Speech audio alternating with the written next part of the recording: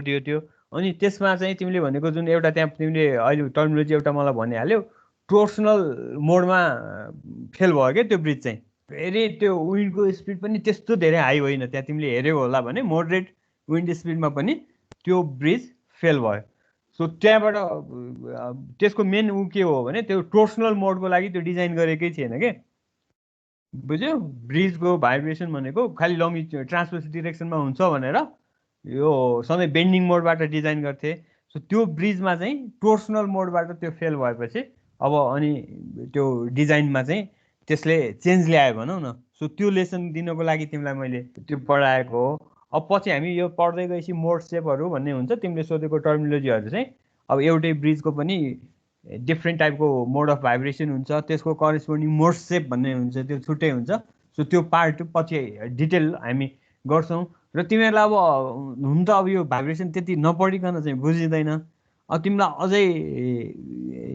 त्यसैको डेप्थमै जानु तिमीलाई इन्ट्रेस्ट छ भने मैले त्यो अस्ति भनेको बुकहरू तिमीले कसैले डाउनलोड गरेको गरेनौ थम्सनको बुक त्यो थम्सनको बुकमा एउटा एक्जाम्पल त्यसको डाइमेन्सन दिएरै त्यसको फ्रिक्वेन्सी कति हुन्छ चेक गर्न लगाइरहेको प्रब्लम पनि छ त्यहाँ सो अब अहिले सेल्फ लर्निङ गर्दै गर्ने भए त्यो तिमीले एकचोटि हेर अनि तिमीले सोधेको त्यो फ्लटर अरू कुराहरू चाहिँ पछि मोड सेप भन्ने टर्मिनोलोजीहरू आइसकेपछि म तिमीहरूलाई त्यसमा पनि रिलेट गरेर एक्सप्लेन गरिदिउँला है हजुर त्यो ब्रिजको सेप पनि लगभग त्यो आई बिमको जस्तो खालको सेप थियो अनि त्यो हावाले आउँदाखेरि चाहिँ एउटा पार्टमा ठोक्काएर अलिक बढ्ता क्रिएट गर्ने फेरि त्यो ट्विस्ट हुँदा फेरि अर्को पार्टमा गएर ठोकाउने यस्तो यस्तो कुराहरू आएको थियो कि अनि त्यो अलिक बुझेको थिएन नि त्यो कुरो सर ए होइन त्यो मात्र त्यो पनि हो तर हावा एउटा पार्टमा मात्रै ठोकेको त्यस्तो होइन त्यो मेन नै तिमीलाई मैले भनिहालेँ त्यो टोर्सनल भाइब्रेसनबाट चाहिँ फेल भयो क्या डिजाइन बेन्डिङको मात्रै गरेको थियो टोर्सनल भाइब्रेसनबाट त्यो लेभलको स्ट्रेस त्यसमा जेनेरेट हुन्छ भन्ने त्यो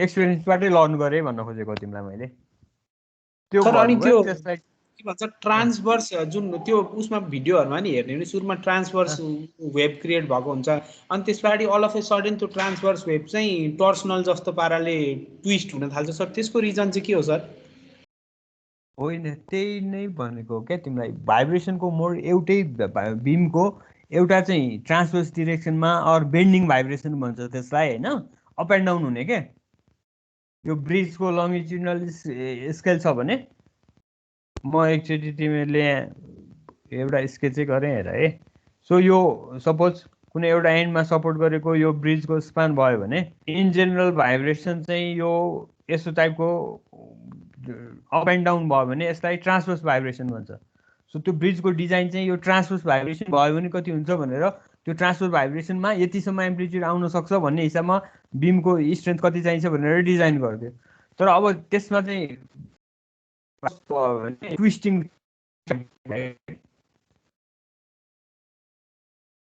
अनि त्यो मोड विन्ड स्पिडले एउटा जुन टोर्सनल मोडको भाइब्रेसन भयो ट्विस्टिङ सियरको लागि यसको डिजाइन नै नगरेको भएर अनि ट्विस्टिङको त्यो भाइब्रेसनबाट चाहिँ यो फेल भएको हो क्या त्यो ब्रिजको डिजाइनमा यो पनि गर्नुपर्छ भन्ने चाहिँ यसले सिकायो भन्ने सेन्समा चाहिँ त्यो भाइब्रेसन पढ्नेहरूले चाहिँ त्यसलाई टिपिकल केस भनेर लिन्छन् भन्न खोजेको तिमीले सोधेको त्यो सियरमा किन फेल भयो त्यो सियर मोडहरू कसरी क्यालकुलेट गर्ने त्यो चाहिँ अब हामी तिमीहरू कोर्स अलिकति प्रोग्रेस भएपछि भाइब्रेसनको टर्मिनोलोजीहरू तिमीहरू पढ्दै जान्छौ अनि त्यसपछि म तिमीहरूलाई फर्दर अरू फेनोमेना त्यसको एक्सप्लेन गरौँला र अब अहिलेलाई नै तिमीहरू आफै हेर्ने पढ्ने हो भने चाहिँ एकचोटि त्यो थोम्सनको बुकमा यसको त्यो डाइमेन्सन दिएरै सम भेरी सिम्पल क्यालकुलेसन गरेर पनि त्यो बुझाउनु खोजेको छ सो अब तिमीहरू अहिलेलाई हेर्ने भए त्यो हेर्दै गर पछि मेन कुरा कन्टिन्युस सिस्टम मोड सेप आएपछि यसलाई लिएर फेरि पछि पनि डिस्कसन गरौँला ठिक छ हस् सर हस् थ्याङ्क यू सर ल अब मैले अघि सेयर गरिसकेको थिएँ जस्तो हो स्लाइड यो स्लाइड देखेको छ है तिमीहरू सबैले छ सर ल अब आज चाहिँ हामी मेन टपिक चाहिँ च्याप्टर 6 नै हो यो अस्ति भनेको तिमीलाई याद छ भने मैले 6बाट स्टार्ट गरेको vibration of single degree of freedom system यो च्याप्टरको टाइटल अब त्यहाँभित्रको सब टाइटल अब आज हेर्नु खोजेको फर्स्ट सेसनको हेडिङ चाहिँ components of a vibrating system so तिमीलाई लास्ट टाइम मैले म्याथमेटिकल मोडल भन्ने टर्मिनोलोजी पनि युज गरेको थिएँ। गिभन रियल सिस्टमको सबैभन्दा सिम्पलेस्ट मोडल चाहिँ single degree of freedom system हो। अब तिमीहरूले सबै रियल सिस्टमको भाइब्रेसन एनालाइसिस यो सिंगल डिग्री अफ फ्रिडम सिस्टमबाट गर्न चाहिँ सक्दैनौ। त्यो हुँदाहुँदै पनि हामीले यसलाई इम्पोर्टेन्स दिएको चाहिँ भाइब्रेसनसँग रिलेटेड टर्मिनोलोजी, भाइब्रेसन एनालाइसिस गर्ने प्रोसिडर चाहिँ यो सिम्पलेस्ट मोडलबाट पनि हामीले आइडिया लिने भएको भएर सो स्टार्ट चाहिँ यसबाट गर्न खोजेको। सो अब single degree of freedom system as a model तिमीले लिइरहेछौ भने त्यसमा हुने कम्पोनेन्टहरू के हो भनेर यसमा डिस्कसन गर्न खोजेको है। So after this session you will be able to understand the components of a vibrating system and you will be also able to understand the feature of each component. So major component के हो? Simplest model, so that is single degree of freedom model. So त्यसको major कम्पोनेन्टहरू के हो त्यो हेर्ने र अब त्यो इच कम्पोनेन्टको भाइब्रेसन फेनोमेनामा तिनीहरूको रोल के हुन्छ भन्ने टाइपको डिस्कसन चाहिँ हामी यो च्याप्टरमा गर्छौँ। सो अब तिमीहरूले पहिलेदेखि सुनेको so major component of a vibrating system भनेको अब नोटेसनको टर्ममा भन्यो भने MCK भनेर पनि लेखिरहेको हुन्छ। सो मास अनि के भनेको stiffness or spring and C भनेको ड्याम्पर। र अब कुनै पनि सिस्टमलाई तिमीले डिस्टर्बेन्स नदिकन स्टेसनरी छोडिदियो भने यो जहिले पनि स्टेबल हुन्छ। सो अब यसलाई तिमीले सर्टेन डिस्टर्बेन्स दिएर छोडिदियो भने, जस्तो यो मासलाई मैले डाउनवर्ड डिरेक्सनमा पुल गरेर अनि छोडिदिएँ भने त्यसपछि यसमा भाइब्रेसन हुन्छ। सो त्यो भाइब्रेसन इनिसिएट गर्नको लागि चाहिने अर्को एउटा अब कम्पोनेन्ट भन्ने कि अब रिक्वायरमेन्ट भन्ने त्यसमा चाहिँ we can also consider excitation. So तिमीले यसलाई केही डिस्टर्बेन्स भनेर बुझे पनि हुन्छ। तिमीले त्यो सिस्टमलाई इक्विलिब्रियम पोजिसनमा भएको सिस्टमलाई केही डिस्टर्बेन्स दियौ भने अनि सिस्टममा भाइब्रेसन सेटअप हुन्छ। सो त्यसले गर्दाखेरि what are the major components of a vibrating system भन्यो भने essentially it should be mass, spring and damper and you can also mention external disturbance or external excitation as another essential element of vibrating system. यो excitation or disturbance नभइकन सिस्टममा vibration हुँदैन, otherwise यो stable नै बसिरहन्थ्यो भन्न खोजेको है। So अब यहाँ मेन्सन गरेको चारवटा कम्पोनेन्ट जस्तो भयो, मास, स्प्रिङ, ड्याम्पर र एक्साइटेसन। सो अब यिनीहरूको रोल के हो, यिनीहरूको फिचर के हो, त्यो पार्ट हेर्दै जाने। So basic components mass, spring, damper and the excitation. एक्साइटेसनलाई तिमीले डिस्टर्बेन्स भनेर सम्झे पनि हुन्छ है।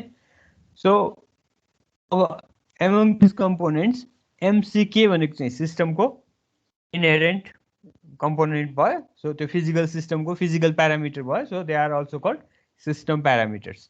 र अब यो MCK चाहिँ सिस्टम प्यारामिटर भयो। भाइब्रेसन अब यो सिस्टम मात्रै भएर हुँदैन, त्यो सिस्टमलाई डिस्टर्बेन्स भएपछि भाइब्रेसन हुने भएको भएर भाइब्रेसनको लागि इसेन्सियल एलिमेन्टमा चाहिँ यो हामीले एक्साइटेसनलाई पनि इन्क्लुड गरेको भनेर बुझ्नु पर्यो है। सो मासलाई इनर्सियल एलिमेन्ट पनि भन्छौँ हामीले हैन। सो मास इज अब यो कुनै पनि सिस्टममा तिमीले त्यो मास भनेर राखेको छौ भने त्यसको मिनिङ के बुझ्नु पर्यो भने it is rigid and total mass is concentrated at a point भन्ने खालको हामी एज्युम्सन गर्छौँ। र अब भाइब्रेटिङ सिस्टममा मासको अर इनर्सियाको रोल के हुन्छ त भन्दाखेरि it carries kinetic energy. So mass दियो भने मास अनुसार तिमीले भाइब्रेसन सिस्टममा कन्ट्रिब्युट गर्ने। अस्तिको तिमीले बुझेको छौ भने भाइब्रेटिङ सिस्टममा चाहिँ काइनेटिक एनर्जी पोटेन्सियल एनर्जीमा चेन्ज हुन्छ अनि त्यो फेरि पोटेन्सियल एनर्जी काइनेटिक एनर्जीमा चेन्ज हुन्छ अनि त्यो कन्भर्सन हुने प्रोसेसमा यो भाइब्रेसन हुन्छ भनेर हामीले हेरेको थियौँ। सो अब भाइब्रेसन सिस्टमको तिमीले म्याथमेटिकल एनालाइसिस गर्न खोज्यौ भने तिमीलाई पक्कै त्यो सिस्टमको काइनेटिक एनर्जी पोटेन्सियल एनर्जी कति छ भनेर चाहिन्छ होला। सो कुनै पनि सिस्टमको काइनेटिक एनर्जी इभ्यालुएट गर्नुको लागि चाहिँ you should have idea about mass of the system भनेको है। मासको अकर्डिङली त्यो सिस्टमको काइनेटिक एनर्जीको भ्यालु हुन्छ। सो मैले अघि त्यहाँ फिचर भनेर एउटा लेख्न खोजेको वर्ड चाहिँ यति मात्रै हो है। कम्पोनेन्ट के हो त्यो बुझ्नु पर्यो, त्यसपछि तिनीहरूको फिचर के हो भनेर बुझ्नु पर्यो भनेको चाहिँ। सो मासको फिचर के हो त भन्दाखेरि it should be rigid, it should be concentrated at a point and it carries energy in the form of kinetic energy and kinetic energy is given वा अब तिमीलाई थाहा छ त मास एन्ड भेलोसिटी।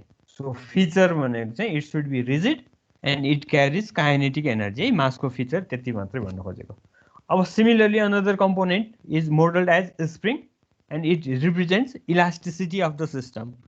अब यो स्प्रिङको बिहेभियरलाई चाहिँ हामीले युजुअली स्प्रिङ स्टिफनेस भनेर दिन्छौँ। अब यो स्टिफ भनेको चाहिँ इलास्टिसिटीको अपोजिट भयो होइन। सो तर स्प्रिङले के रिप्रेजेन्ट गर्छ त भन्दाखेरि सिस्टममा इलास्टिसिटी छ भन्ने पार्ट चाहिँ स्प्रिङले रिप्रेजेन्ट गर्ने हो। र अब स्प्रिङमा जुन इलास्टिक इफेक्टले गर्दाखेरि it can undergo expansion or compression. So त्यसले गर्दाखेरि it stores potential energy which is also called strain energy. र अब यसको फिचर चाहिँ के सम्झिनु पऱ्यो भने यो स्प्रिङ भनेर हामीले आइडियल सिस्टम चाहिँ it have very negligible mass. त्यसले गर्दाखेरि मोस्ट अफ द एनालाइसिसमा हामी यो स्प्रिङको मासलाई मास लेस छ भनेरै एज्युम गर्छौँ। अब रियालिटीमा तिमीलाई कुनै फिजिकल स्प्रिङ दियो भने त्यसको मास 0 नै हो चाहिँ तिमीले भन्न सक्दैनौ। तर त्यसको इफेक्ट त्यसको मासले इफेक्ट किन गर्दैन त भन्दाखेरि तिमीले कुनै एउटा स्प्रिङ छ तिमीसँग, अब यो स्प्रिङ भन्दा धेरै टाइम हायर मास भएको अब्जेक्टलाई तिमीले यहाँ सस्पेन्ड गरिदियो भने अनि त्यो केसमा यो मासको भाइब्रेसनलाई यो स्प्रिङको मासले त्यति इफेक्ट गर्दैन। अब तिमीले यो स्प्रिङको मास जति छ त्यति नै अमाउन्टमा को मास भएको ब्लकलाई यहाँ राख्यो भने चाहिँ अनि त्यो केसमा चाहिँ यो स्प्रिङको मासको इफेक्ट सिग्निफिकेन्ट भयो। सो अब हामीले मोस्ट अफ द एनालाइसिसमा चाहिँ यो जुन फिजिकल स्प्रिङ नै भए पनि यसको मासको कम्पेरिजनमा हामीले यहाँ एट्याच गरेको मास भेरी हाई छ भने अनि त्यो केसमा चाहिँ यु क्यान यो एज्युम्सन भ्यालिड हुन्छ भन्न खोजेको है। सो त्यही भएर स्प्रिङ मात्रै भनेर तिमीलाई काहीँ सिम्बल दियो भने तिमीले यो स्प्रिङको चाहिँ स्टिफनेस मात्रै छ द्याट इज डिफाइन्ड बाई के भनेर बुझ्नु पर्यो र यसको मास छैन नै भनेर पनि आइडियली स्प्रिङको मास हुँदैन भनेरै लेखिदिएर हुन्छ है त। तर अब तिमीले साँच्चै फिजिकल स्प्रिङको कुरा गर्यो भने त्यसको मासै नहुने 0 नै हुने चाहिँ हुँदैन। तर यो कन्डिसनमा त्यो एट्याच गरेको मास यसको मासभन्दा धेरै हाई भयो भने यसको इनर्सिया इफेक्टले भाइब्रेसन रेस्पोन्सलाई इफेक्ट पार्दैन। सो त्यो भएर आइडियल केसमा मास स्प्रिङ भनेको इलास्टिसिटी अनि इट हेज नेग्लिजिबल मास र स्प्रिङको रोल के हो त भाइब्रेसनमा भन्दाखेरि it stores energy in the form of potential energy which is also called strain energy. तिमीले पछि बिम साफ्टको पनि स्ट्रेन्थ अफ मेटेरियलमा पढेको छ होला।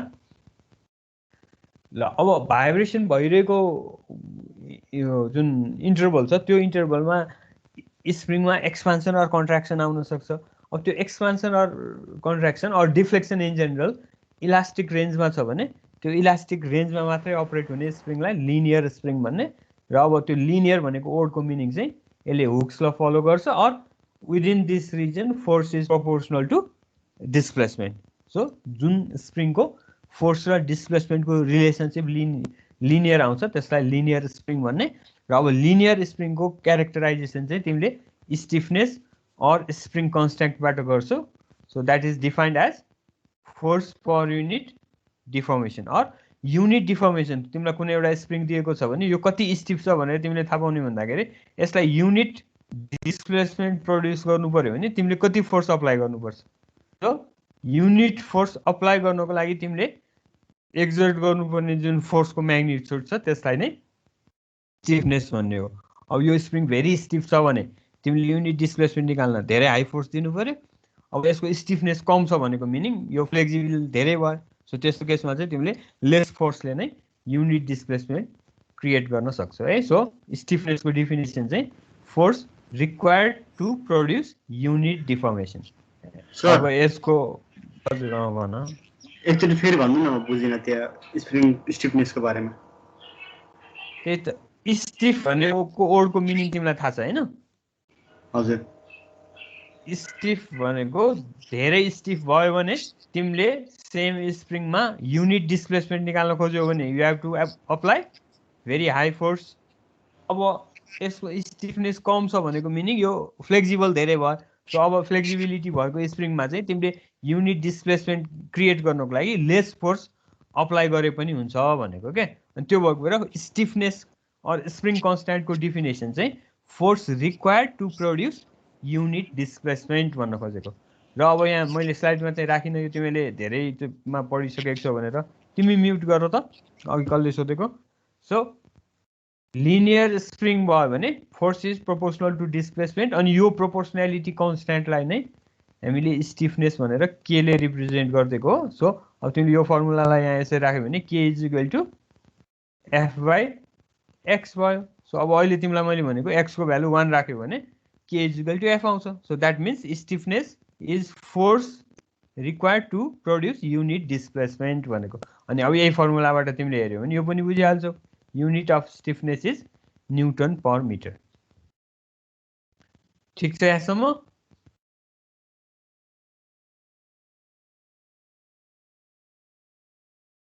अघि सोधेकोले बुझ्यो? अब कसले सोधेको थियो मलाई? हजुर सर, भनेपछि फोर्स चाहिँ यो स्टिफनेस चाहिँ कम भएको मेटेरियल चाहिँ राम्रो भयो हैन? राम्रो होइन, त्यो त तिम्रो रिक्वायरमेन्ट के हो त्यो अनुसार तिमीले अब पछि त्यहाँ भाइब्रेसन आइसोलेटर, भाइब्रेसन एब्जर्भर भनेर डिजाइन गर्छौ। तिमीलाई त्यो सिस्टमको लागि यति के को भ्यालु चाहिन्छ भनेर आउने हो।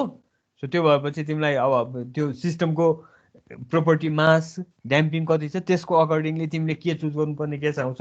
त्यो भएर त्यो फ्लेक्सिबल हुँदैमा राम्रो, स्टिफ हुँदैमा नराम्रो होइन। तिम्रो एप्लिकेसन के हो, कहाँ युज गरेको, त्यो अनुसार के को भ्यालु चाहिन्छ। खालि तिमीलाई के को भ्यालु कम भयो भने त्यो फ्लेक्सिबल मेटेरियल रहेछ भनेर बुझ्ने, के को भ्यालु धेरै आयो भने त्यो धेरै स्टिफ मेटेरियल रहेछ भनेर बुझ्ने मात्रै भन्न खोजेको। त्यो जेनरलाइज गरेर कम भयो राम्रो, धेरै भयो नराम्रो भन्न मिल्दैन। ठिक छ? सर ल अब अर्को कम्पोनेन्ट भनेको ड्याम्पर।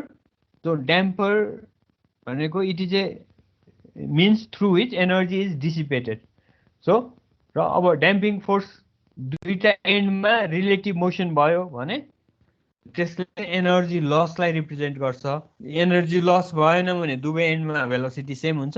एनर्जी लस भयो भने दुईटा एन्डमा भेलोसिटीमा डिफरेन्स आउन खोज्छ। सो त्यो डिफरेन्स भनेकै त्यो डिफरेन्स भनेको इन्डिकेसन अफ एनर्जी लस हो है। सो त्यो भएर भाइब्रेटिङ सिस्टमले जुन मिडियमको थ्रुबाट एनर्जी लस गर्छ त्यसलाई हामीले ड्याम्पिङ इफेक्ट भन्ने, र अब त्यो डिभाइस, फिजिकल डिभाइसलाई चाहिँ ड्याम्पर भन्ने। सो अब अघि तिमीलाई लेखेको फर्मुला एउटा जुन स्प्रिङको केसमा मैले F is equal to K X भनेर तिमीलाई K is equal to F by X भनेर लेखेको थिएँ, न्युटन पर मिटर भनेको थिएँ। सो अब त्यस्तै गरी ड्याम्पिङको मेजरमेन्ट चाहिँ यसले मोसनलाई रेजिस्ट गर्ने भएको भएर यसले चाहिँ कति भेलोसिटीलाई कम गर्यो भन्ने एस्पेक्टबाट हामी हेर्छौँ। सो युनिट भेलोसिटी रिडक्सन ल्याउनको लागि त्यसमा लाग्ने फोर्सलाई चाहिँ ड्याम्पिङ कन्सट्यान्ट भन्ने। एक चाहिँ के is equal to F by X भएको जस्तै ड्याम्पिङ कन्सट्यान्ट भनेको चाहिँ F by X dot. So damping अनि यसको काम चाहिँ मोसनलाई रेजिस्ट गर्ने भएको भएर मोसनको जुन रेट अफ चेन्ज अफ जुन अथवा मोसनमा आउने चेन्जलाई मेजर गर्ने भनेको भेलोसिटीले गर्ने भएको भएर यो केसमा चाहिँ युनिट भेलोसिटीमा चेन्ज कति फोर्स अप्लाई गर्नुपर्छ त्यसलाई ड्याम्पिङ कन्सट्यान्ट भन्ने। अब तिमीले यहाँ न्युटन पर मिटर भनेको जस्तै यसमा चाहिँ के हुने, फोर्सको युनिट न्युटन भयो। अब भेलोसिटी भनेको मिटर पर सेकेन्ड। सो त्यसको सेकेन्डलाई तिमीले माथि लगिदियो भने unit of damping constant is newton second per metre. र अब यसको चाहिँ मिनिङ के बुझ्नु पर्यो भने सीको भ्यालु धेरै छ भने यसले के भन्छ ग्रेटर रेटमा एनर्जी डिसिपेट गर्छ। अब सीको भ्यालु कम छ भने चाहिँ यसले जुन एनर्जी डिसिपेसन गर्ने रेट, लस हुने रेट रिलेटिभली कम हुन्छ भनेर बुझ्नु पर्यो। सो ड्याम्पिङ भनेको चाहिँ resistance provided to the motion. अनि जुन डिभाइसले अथवा जुन इलिमेन्टले, त्यो फिजिकल इलिमेन्टले त्यो रेजिस्टेन्स प्रोभाइड गर्छ त्यसलाई चाहिँ ड्याम्पर भन्ने। र अब तिमीहरूको कोर्समा त्यो सिलेबसमा कोलम ड्याम्पिङ भनेर मेन्सन चाहिँ गरेको छ। अब यो अलि हेभी भएको भएर मैले नि सुरुदेखि पढाउँदाखेरि कोलम ड्याम्पिङ भनेको फ्रिक्सनले गर्दा आउँछ भन्नेसम्म चाहिँ इन्फर्मेसन दिएको छु। तर त्यसको म्याथमेटिक्स, त्यो कोलम ड्याम्पिङको इफेक्ट चाहिँ नन लिनियर हुने भएको भएर मैले त्यो ब्याचलर्सलाई त्यो गराउने गरेको छैन होइन। सो त्यो भएर तिमीहरूले पढ्ने चाहिँ सबै भिस्कस ड्याम्पिङ हो। त्यसमा चाहिँ लिनियर ड्याम्पिङ हुन्छ, force is proportional to velocity हुन्छ, त्यस्तोलाई लिनियर ड्याम्पिङ भन्ने।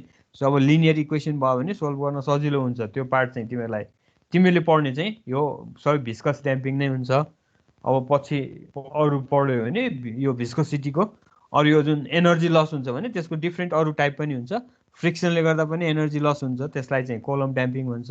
अर्को मेटेरियल हिस्टेरेसिस भनेर तिमीले पढेको छौ भने लोडिङ र अनलोडिङमा पाथ एउटै हुँदैन भनेपछि त्यो जुन लुप हुन्छ लोडिङ अनलोडिङको लुप, त्यो लुपले एनर्जी लसलाई रिप्रेजेन्ट गर्ने भएपछि त्यो पनि ड्याम्पिङ हो। सो त्यसलाई चाहिँ मेटेरियल ड्याम्पिङ अरू हिस्टेरेटिक ड्याम्पिङ पनि भन्छ। सो ड्याम्पिङको अरू डिफ्रेन्ट फर्महरू हुन्छ। तर अब तिमीहरूको कोर्समा चाहिँ we mainly focus on viscous damping र त्यो किन भन्दाखेरि भिस्कस ड्याम्पिङ लिनियर हुन्छ र मोस्ट अफ द सिस्टममा को ड्याम्पिङ इफेक्टलाई चाहिँ हामीले त्यो लिनियर ड्याम्पिङले नै रिप्रेजेन्ट गर्न पनि सक्छौँ। सो त्यो भएर यो कोर्समा चाहिँ हामी मेनली भिस्कस ड्याम्पिङमा मात्रै फोकस हुन्छौँ। सो त्यसपछि अर्को तिमीलाई भनेको भाइब्रेसन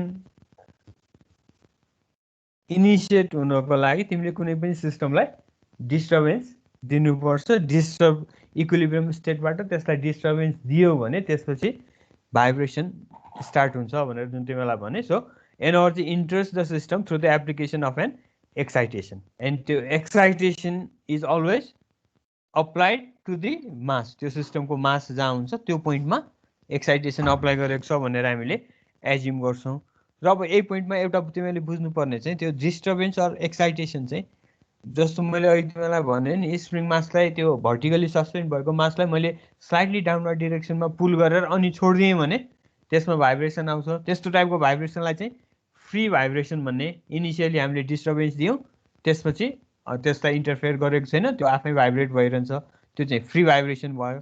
तर अब तिमीले त्यो सिस्टमलाई कन्टिन्युसली कुनै एउटा फोर्स दियो भने पनि त्यो फोर्सले पनि त्यसलाई भाइब्रेट गराउँछ। भनेपछि त्यस्तो कन्टिन्युसली प्रेजेन्ट भएको फोर्स सिस्टममा छ भने त्यसको अकर्डिङली आउने भाइब्रेसनलाई चाहिँ फोर्स्ड भाइब्रेसन भन्ने। सो यो डिस्टर्बेन्स अर फोर्स इनिसियली मात्रै प्रेजेन्ट भयो भने त्यो चाहिँ फ्री भाइब्रेसन भयो। अब त्यो प्रेजेन्ट भइरहेको छ र त्यसको अकर्डिङली सिस्टममा भाइब्रेसन रेस्पोन्स आइरहेको छ भने त्यसलाई चाहिँ फोर्स्ड रेस्पोन्स भन्छ है। यो भेरी सर्ट सेसन हो, जस्ट कम्पोनेन्टको मात्रै हामीले कुरा गरेको, यसमा यति हो। ल अब यसमा तिमीले यो अहिले मैले भनेकोबाट यो दुईवटा एन्सर गर्न सक्छौ भने यो सेसनको अब्जेक्टिभ यति हो।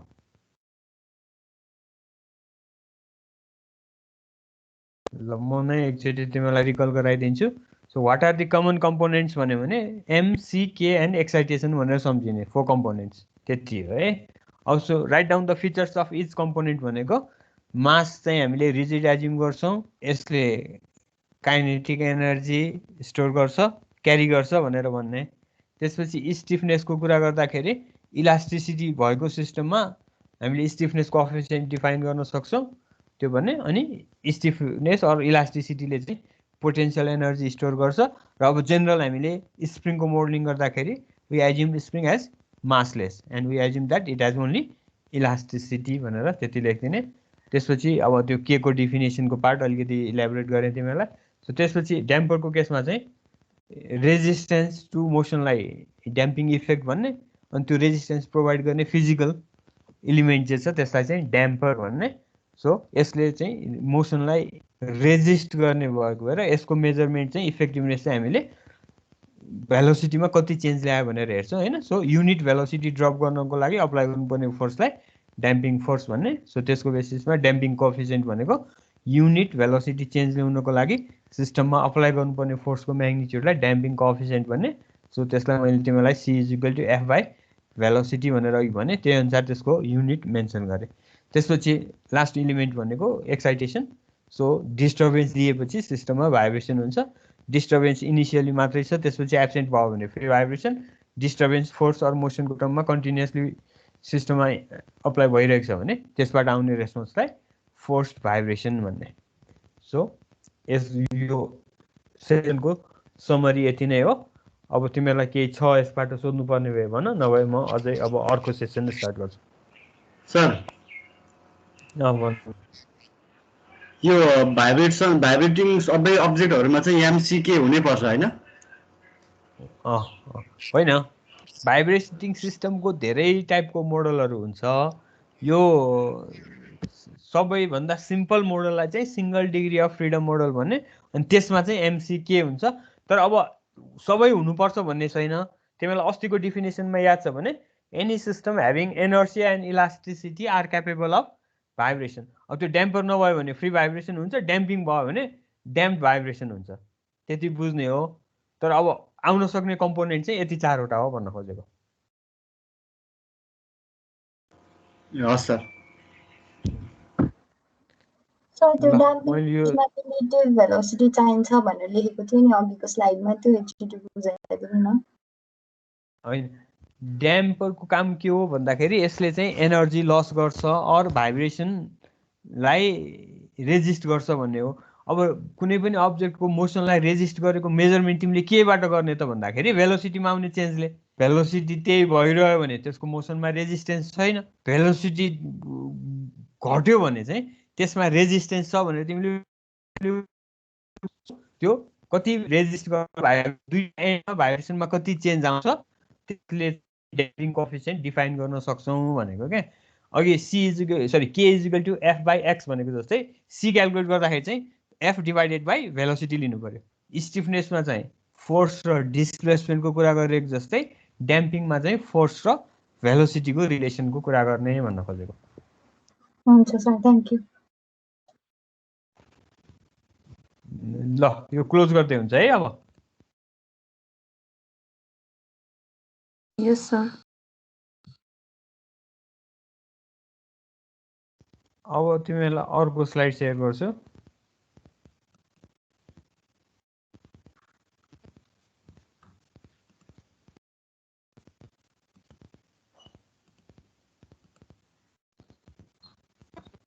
ल अर्को स्लाइड।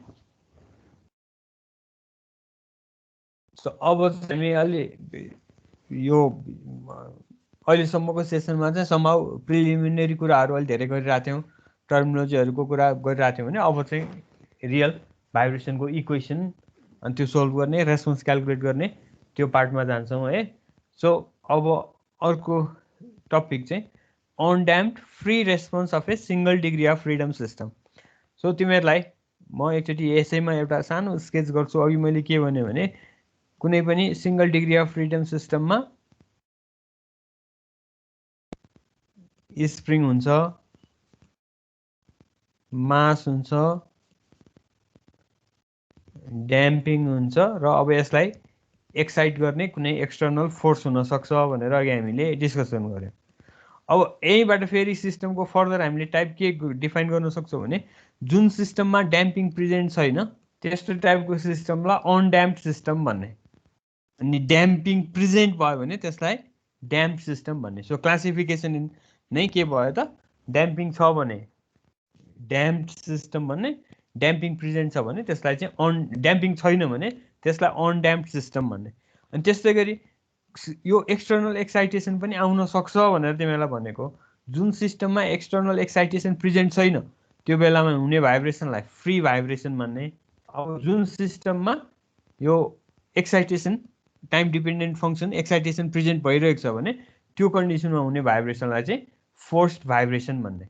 सो अब सबैभन्दा सिम्पल केस हामीले अहिले के हेर्न खोजेको भने हामीले डिल गरेको सिस्टममा ड्याम्पिङको इफेक्ट पनि छैन, यो एक्सटर्नल एक्साइटेसन पनि छैन भने त्यो केसमा आउने सिस्टमको रेस्पोन्स चाहिँ अनड्याम्प्ड फ्री रेस्पोन्स। मैले यहाँ दुईवटा टर्मलाई तिमीलाई बुझाउनु खोजेँ, बुझ्यो है। सी प्रेजेन्ट छ भने ड्याम्प्ड सिस्टम, सी छैन भने अनड्याम्प्ड।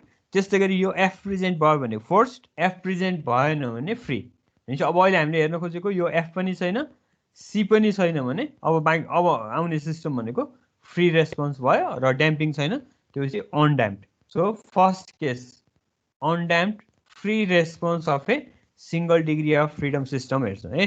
तिमीलाई अस्ति मैले कन्टेन्ट एक्सप्लेन गरेको कतिको याद छ, अब यो सिक्वेन्समा हेर्छौँ भन्न खोजेको। फर्स्ट अनड्याम्प्ड फ्री रेस्पोन्स हेर्ने, त्यसपछि नेक्स्टमा अब सी थपिदियो भने रेस्पोन्स कस्तो हुन्छ हेर्ने, त्यसलाई चाहिँ ड्याम्प्ड फ्री रेस्पोन्स भन्ने। अनि पछि फेरि यो फोर्स पनि थपेर हेर्ने। सो त्यो फोर्स थपेर हेरेको बेलामा आउने रेस्पोन्सलाई चाहिँ फोर्स रेस्पोन्स भन्ने। अनि सी प्रेजेन्ट छ, प्रेजेन्ट छैन, फोर्स छ भने त्यो चाहिँ अनड्याम्प्ड फोर्स रेस्पोन्स हुन्छ। त्यस्तै गरी ड्याम्पिङ पनि छ, फोर्स पनि छ भने त्यस्तो केसमा आउने रेस्पोन्सलाई चाहिँ ड्याम्प्ड फोर्स रेस्पोन्स भन्न सक्छौँ है। सो त्यो भएको भएर यो स्टेप वाइज हेर्ने। अब यो अघि डिस्कसन गरेको चारवटा कम्पोनेन्ट चाहिँ म्याक्सिमम पोसिबल यो हो भन्न खोजेको, तर अब सबै सिस्टममा हुनुपर्छ भनेको होइन। सो त्यही भएर सबैभन्दा सिम्पलेस्ट केस चाहिँ स्प्रिङ र मास मात्रै भएको केसको हेर्ने। सो त्यो स्प्रिङ र मास मात्रै प्रेजेन्ट भएको केसलाई चाहिँ अनड्याम्प्ड फ्री रेस्पोन्स भन्ने। र अब यो अनड्याम्प्ड फ्री रेस्पोन्सको लागि इक्वेसन कस्तो हुन्छ, त्यसको सोलुसन कसरी गर्ने भन्ने कुरा हामी फर्दर डिस्कसन गर्छौँ। र अब त्यसमा जानुभन्दा पहिले यो टर्मिनोलोजी हामी धेरैचोटि युज चाहिँ गरिसक्यौँ, यो सिङ्गल डिग्री अफ फ्रिडम भनेर, अनि त्यसैको सर्ट फर्ममा यहाँ SDOF भनेर लेखेको। सो अब त्यो डाइरेक्टली सिस्टमको इक्वेसनमा जानुभन्दा पहिले यो एउटा टर्म चाहिँ क्लियर गरौँ। So what is the meaning of degree of freedom?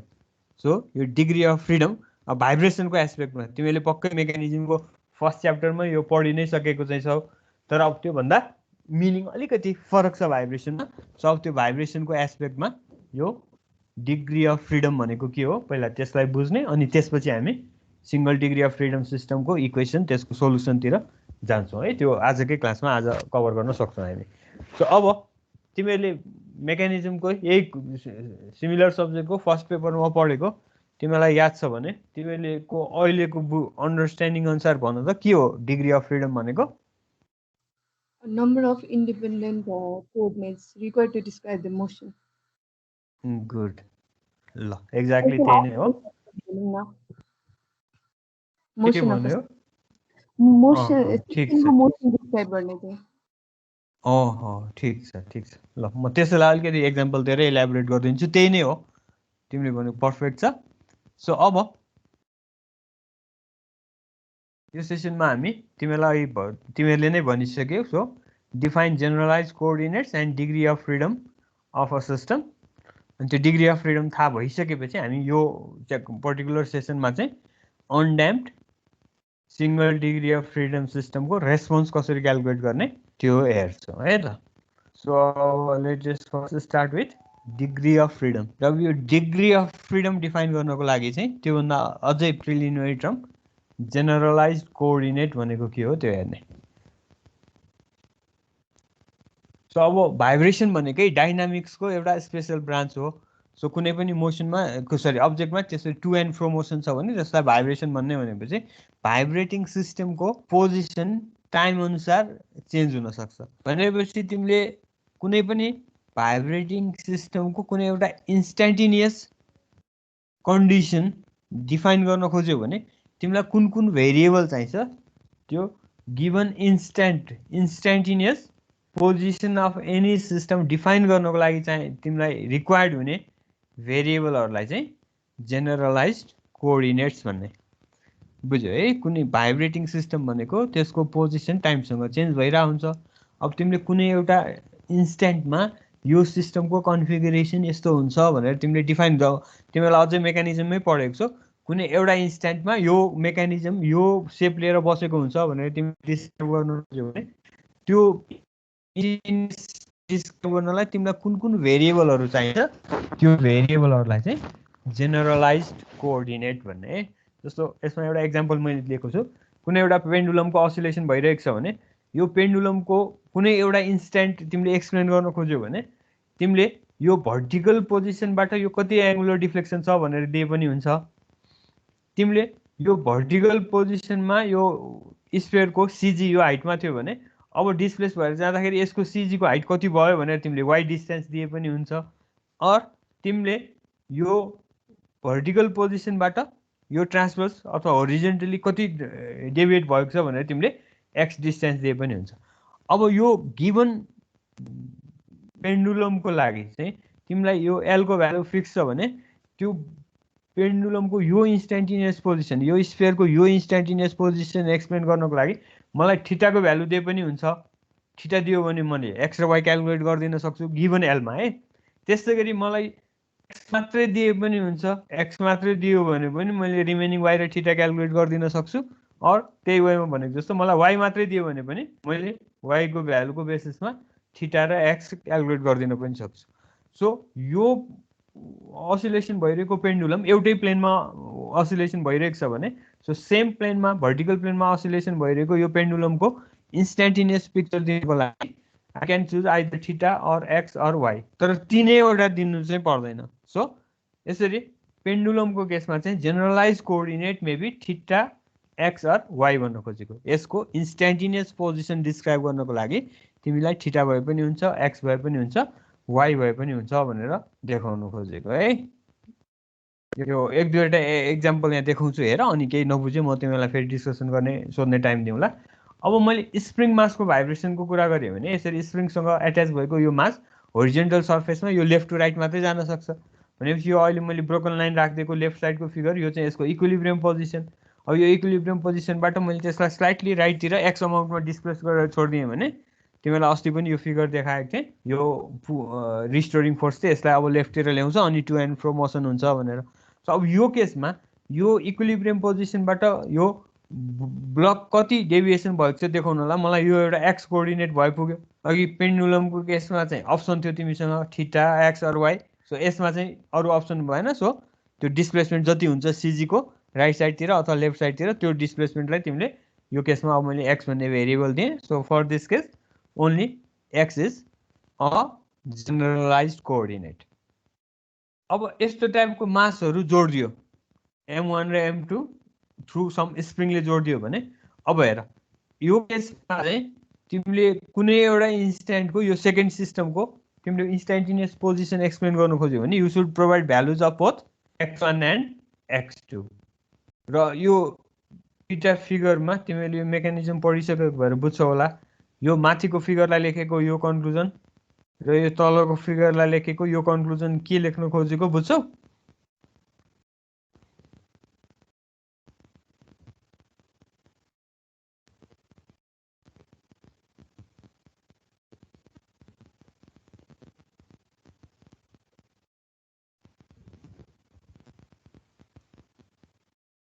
त्यसमा मैले K1 अन्डरलाइन गर्दिनु K1 र K2 को रोल डिफ्रेन्ट हुन भयो भने चाहिँ x1 र x2 चाहिँ इन्डिपेन्डेन्ट हुन्छ होला हुन्छ हो अनि सेकेन्ड फिगरले चाहिँ के भन्नु खोजेको त्यसमा त K1 को इफेक्टले M1 मतलब M1 मा x1 जति के भन्छ यता डिफ्लेक्ट हुन्छ त्यसकै इफेक्टले x2 पनि डिफ्लेक्ट हुन्छ त्यही भएर सेम अमाउन्टको डिफ्लेक्ट हुने भयो गुड डिस्टेन्स चेन्ज हुँदा तल माथिमा चाहिँ चेन्ज हुन्छ ल ओके गुड ल त्यो पनि ठिक छ ओके दुवै वेमा ठिक छ तिमीले भनेको आफ्नो आफ्नो वेमा बुझ्यौ ठिक छ दुवैको अन्डरस्ट्यान्डिङ तर अब यसलाई फेरि म अर्को वेमा पनि तिमीलाई भनिदिन्छु सो फर्स्ट फिगरमा चाहिँ मैले यो M1 लाई होल्ड गरेँ मैले एउटा हातले यो M1 लाई समातेँ मैले M2 लाई मात्रै डिस्प्लेस गर्न सक्छु सेकेन्ड फिगरमा मैले M1 लाई समातेर मैले M2 लाई डिस्प्लेस गर्न सक्छु M1 लाई चाहिँ होल्ड गरिदिरहेँ मैले भने फर्स्ट यो फिगरमा चाहिँ M1 लाई होल्ड गर्दा पनि मैले M2 लाई चेन्ज गर्न सक्छु M2 को पोजिसन चेन्ज गर्न सक्छु सो त्यो सेन्समा x1 र x2 इन्डिपेन्डेन्ट छ भन्न खोजेको अब यो फिगरमा चाहिँ यो सेकेन्ड एरेन्जमेन्ट फिगर भन्दा नि यो सेकेन्ड एरेन्जमेन्टमा चाहिँ मैले M1 लाई होल्ड गरेँ भने मैले M2 लाई पनि मुभ गर्न सक्दिनँ so that means x1 and x2 are dependent so अब अघि तिमीले एउटा इम्फेसिस पनि यहाँ दिइसक्यौ यसमा चाहिँ x1 र x2 को भ्यालु सेम हो अब सधैँ त्यो हुनुपर्छ भन्ने चाहिँ हुँदैन फेरि हैन जस्तो तिमीले डाइनामिक्सको प्रब्लममा पक्कै यो गरेको छ होला मैले यहाँ तिमीले भनेको भएर फेरि सधैँ चाहिँ त्यो हुँदैन है भनेर चाहिँ देखाउन खोजेको एउटा एक्जाम्पल जस्तो यहाँ एउटा मास कनेक्सन छ यसलाई मैले M1 भन्ने अर्को मास M2 छ सो यो मासको डिस्प्लेसमेन्ट x2 यो मासको डिस्प्लेसमेन्ट x1 सो अब यो केसमा x1 र x2 काइनेमेटिकली डिपेन्डेन्ट हो कि इन्डिपेन्डेन्ट यो चाहिँ सलिड पुली हो है यो बिचमा बनाएको यो पुली भयो सो यो केसमा x1 र x2 डिपेन्डेन्ट हो कि इन्डिपेन्डेन्ट हो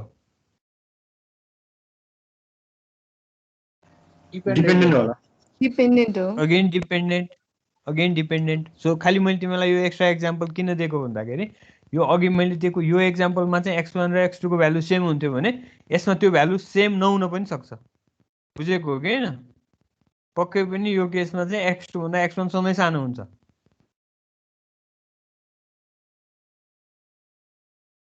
बुझ्छौ यो यस सर बुझ्यौ भएर खालि डिपेन्डेन्ट छ कि छैन तिमीलाई यो भनेको जस्तै मैले हेर है त यसमा पनि यो M1 लाई होल्ड गरेँ भने अब M2 मा मैले डिस्प्लेसमेन्ट दिन सक्दिनँ और M2 लाई होल्ड गरेँ भने M1 लाई मैले डिस्प्लेस गर्न सक्दिनँ सो त्यो सेन्समा चाहिँ यसरी यिनीहरू डिपेन्डेन्ट हो तर डिपेन्डेन्ट हुँदैमा सधैँ इक्वल हुनुपर्छ चाहिँ होइन मात्र भन्न खोजेको है यो केसमा चाहिँ इक्वल नै हुने गरी दिएँ यो केसमा चाहिँ इक्वल छैन तर डिपेन्डेन्ट चाहिँ हो सो त्यो बारेमा चाहिँ हाइलाइट गर्न खोजेको सो यो पार्ट तिमीले बुझिहाल्यौ काइनेमेटिकली भएन हजुर इक्वल किन भएन डिस्प्लेसमेन्ट?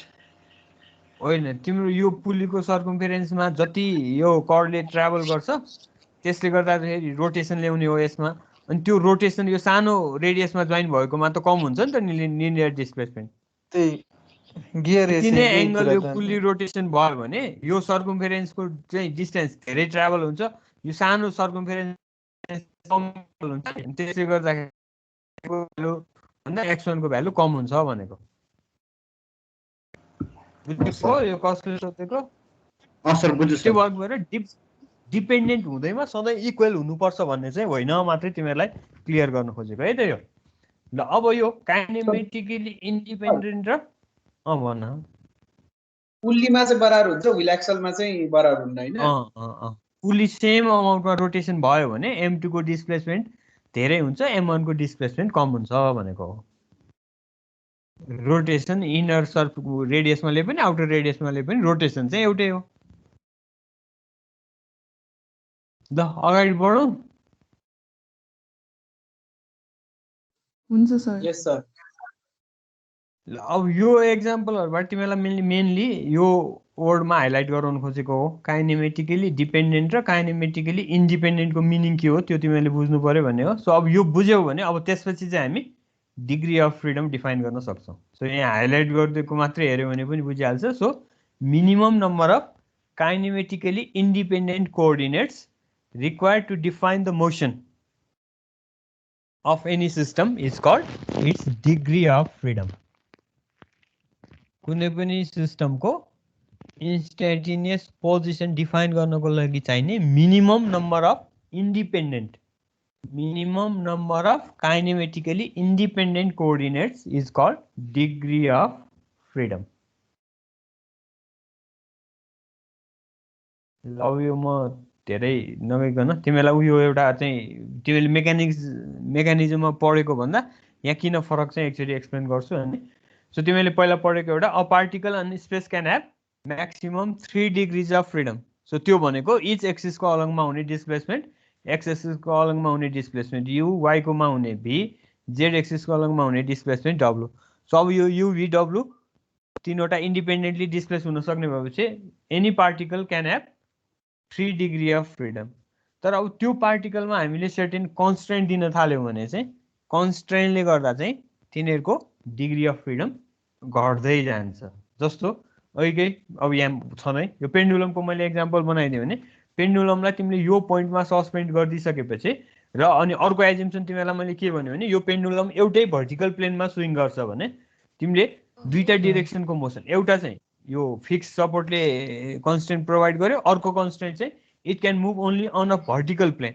चाहिँ दुईवटा डिरेक्सनको मोसनलाई हामीले कन्स्टेन्ट गरिदिइसकेपछि यसमा एउटा मात्रै मोसन बाँकी रह्यो, that's why it has single degree of freedom. र अब डिग्री अफ फ्रिडम 1 भएपछि तिमीले कुनै एउटा भेरिएबल युज गर्ने। सो यो केसमा अघि भनेको जस्तो generalize coordinates maybe either theta or x or y. तर त्यो तीनवटा जेनरलाइज कोअर्डिनेट पोसिबिलिटी हुँदा हुँदै पनि यो सिस्टमको डिग्री अफ फ्रिडम चाहिँ 1 मात्रै हो भन्न खोजेको है। अब यसको सट्टामा तिमीले अलिकति बुझ्न प्रयास गर्छौ भने यहाँ मैले स्प्रिङ राखिदिएको भए चाहिँ के हुन्थ्यो त?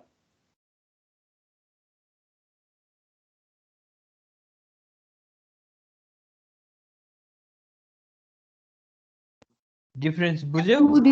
2 डिग्री अफ फ्रिडम हुन्थ्यो। यस, स्प्रिङ राखेको भए चाहिँ यो फिक्स हुँदैन थियो। अब यसको पनि डिफ्रेन्ट इन्स्ट्यान्टमा यो डिरेक्सनमा पनि यो एट्याच गरेको पोइन्टबाट रेडियल डिस्टेन्स फरक पनि पर्थ्यो र अब एङ्गुलर पोजिसन पनि फरक पर्ने भएपछि त्यो केसमा चाहिँ तिमीले रेडियली यो कति टाढा छ र भर्टिकल प्लेनबाट कति एङ्गुलर डिस्प्लेस भयो भनेर दुईटा दिनुपर्ने भएपछि यही केसमा स्प्रिङ भयो भने यो 2 डिग्री हुन्थ्यो अनि यो पनि नभएको भए 3 हुन्थ्यो होला। सो त्यसरी तिमीलाई मेन देखाउन खोजेको सिङ्गल पार्टिकलको 3 चाहिँ हुनसक्छ म्याक्सिमम, तर त्यसमा दिएको कन्स्ट्रेन्ट अनुसार त्यसको डिग्री अफ फ्रिडम जहिले पनि 3 भन्दा कम हुन्छ भनेर देखाउन खोजेको। यही पेन्डुलमको एक्जाम्पल तिमीलाई दिएँ। यसको यो केसमा 1 भयो, यहाँ स्प्रिङ भएको भए 2 हुन्थ्यो, यो फिक्स पनि नभएको भए 3 नै हुन्थ्यो होला भनेर देखाउन खोजेको। त्यस्तै गरी यो स्प्रिङ मास सिस्टममा पनि यो होरिजेन्टल प्लेनमा मात्रै रन हुनसक्छ। होरिजेन्टल प्लेनमा पनि यो एक्स एक्सिसमा मात्रै, सेम होरिजेन्टल प्लेनमा पनि यसको ट्रान्सफर्स वाई डिरेक्सनमा मुभमेन्ट हुन सक्दैन यो। अनि अब जेड डेज एक्सिसको त झन् यो पोइन्टमा फिक्स भएपछि कुरै भएन भने चाहिँ यसको पनि मोसन हुने भनेको एक्स एक्सिसको अलगमा मात्रै हुने भएपछि यसलाई दिएको यो कन्स्ट्रेन्टले गर्दाखेरि अरू दुईवटा डिरेक्सनको मोसन यहाँ पोसिबल छैन। That's why it has again एउटा मात्रै पोसिबल मोसन भयो, यसको डिग्री अफ फ्रिडम 1 भयो। त्यस्तै गरी अर्को तिमीहरूले अगेन मेकानिजममै पढेको any rigid body can have 6 degrees of freedom. त्यो रिजिड बडी भएपछि त्यसमा चाहिँ रोटेसन पनि हुन्छ, भनेपछि 3वटा एक्सिसको अलगमा हुने ट्रान्सलेसन, त्यस्तै गरी 3वटा एक्सिसहरूको अबाउटमा हुने रोटेसनले गर्दाखेरि यसको चाहिँ डिग्री अफ फ्रिडम 6 सम्म हुनसक्छ सिङ्गल रिजिड बडीको। तर अगेन त्यो रिजिड बडीलाई सर्टेन कन्स्टेन्ट प्रोभाइड गर्यो भने it will have degree of freedom less than 6। यो चाहिँ in general rigid body on space भयो। तर अब तिमीले प्लेन मोसन भनेर पढेको छौ भने कुनै एउटा रिजिड बडीमा प्लेन मोसन छ भनेको मिनिङ चाहिँ यो प्लेनमा ट्रान्सलेसन पनि हुनसक्छ x why एक्सिसको अलगमा, plus it can rotate, त्यो प्लेन यसले छोड्न सक्दैन प्लेन मोसन भनेकै meaning. So it can rotate only about perpendicular Z axis, भनेपछि जेड एक्सिसको अबाउटको रोटेसन अनि एक्स र वाइ एक्सिस अबाउटको ट्रान्सलेसनको कुरा गर्यो भने so any rigid body having general plain motion can have only 3 degree of freedom. So त्यो 3वटा degree भनेको 2वटा डिरेक्सनको translation, त्यसपछि it can have rotation about only 1 axis, so that is Z axis. So u v र theta Z यो plane motion भएको अब्जेक्टको instantaneous तिमीले motion explain गर्न खोज्यो भने तिमीलाई यो यु भी र थीटा जेड चाहिन्छ। सो त्यो भएको भएर जेनरल प्लेन मोसनमा भएको रिजिड बडीको चाहिँ म्याक्सिमम 3 डिग्री अफ फ्रिडम हुन्छ। र अगेन अघिकोसँग कनेक्ट गर्यो भने अब यसलाई कन्स्ट्रेन्ट दियो भने चाहिँ यसको डिग्री अफ फ्रिडम जहिले पनि 3 भन्दा कम हुन्छ। अब त्यसैको एक्जाम्पलहरू यहाँ देखाउन खोजेको 1-2वटा। यो तिमीलाई यो फेरि अब त्यति एक्सप्लेन गर्नुपर्छ कि पर्दैन, अघिको भनेको बुझेको छ भने यहाँ रिजिड लिङ्क भएको भए चाहिँ x1 र x2 डिपेन्डेन्ट भयो, त्यो केसमा चाहिँ ल यहाँ त्यो फिगर पनि छ मसँग हेर है, यो डिफ्रेन्स अब बुझ्यौ नि।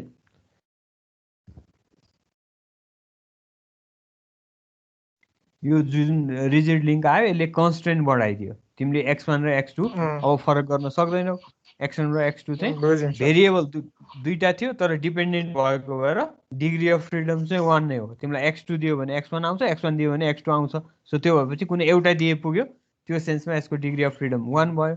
अब यो केसमा चाहिँ x1 दिएर x2 आउँदैन, तिमीलाई अघि मैले भनिहालेँ x1 लाई होल्ड गरेर तिमीले x2 लाई मात्रै डिस्प्लेसमेन्ट दिन पनि सक्छौ भनेपछि यो केसमा चाहिँ x1 को भ्यालु थाहा भएमा तिमीले x2 दिन सक्दैन अर त्यसको भाइस दिन नसक्नु भएपछि यो केसमा चाहिँ कुनै पनि इन्स्ट्यान्टको यसको पोजिसन एक्सप्लेन गर्नु पर्यो भने you need both x1 and x2।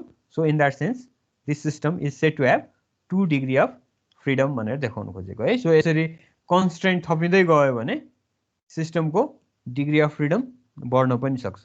तर अब तिमीले पढेको म्याक्सिमम डिग्री अफ फ्रिडम 6 भनेर मेकानिजममा पढेको थियो होला भने अब यसमा चाहिँ हेर, यो अहिले मैले दुईटा मासको कुरा गरेँ, m1 र m2 डिग्री अफ फ्रिडम 2 भयो। फेरि मैले अर्को स्प्रिङ राखेर के m3 राख्ने, फेरि स्प्रिङ राखेर m4 राख्ने भने it can have any degree of freedom. मैले अब यस्तै टाइपको n नम्बर अफ स्प्रिङ त्यस्तै n number of mass use गरेँ भने it can have n degree of freedom.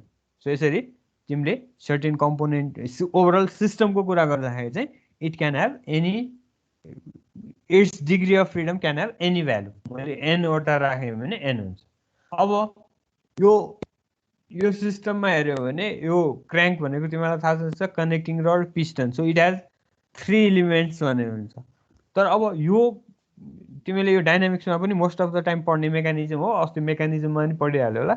So यो रेसिप्रोकेटिङ मेकानिजमको कुनै एउटा इन्स्ट्यान्टेनियस कन्फिगरेसन एक्सप्लेन गर्नको लागि मलाई यो एक्स दिए पनि हुन्छ थीटा दिए पनि हुन्छ। तिमीलाई थाहा छ नि थीटा दियो भने एक्सको एक्सप्रेसन लेख्न सक्छौ। अब सायद सुबोध सरले यही कोर्सको पनि फर्स्ट च्याप्टर तिमीलाई पढाउनु भएको भए यो कुरा त्यहाँ पनि आइसक्यो होला।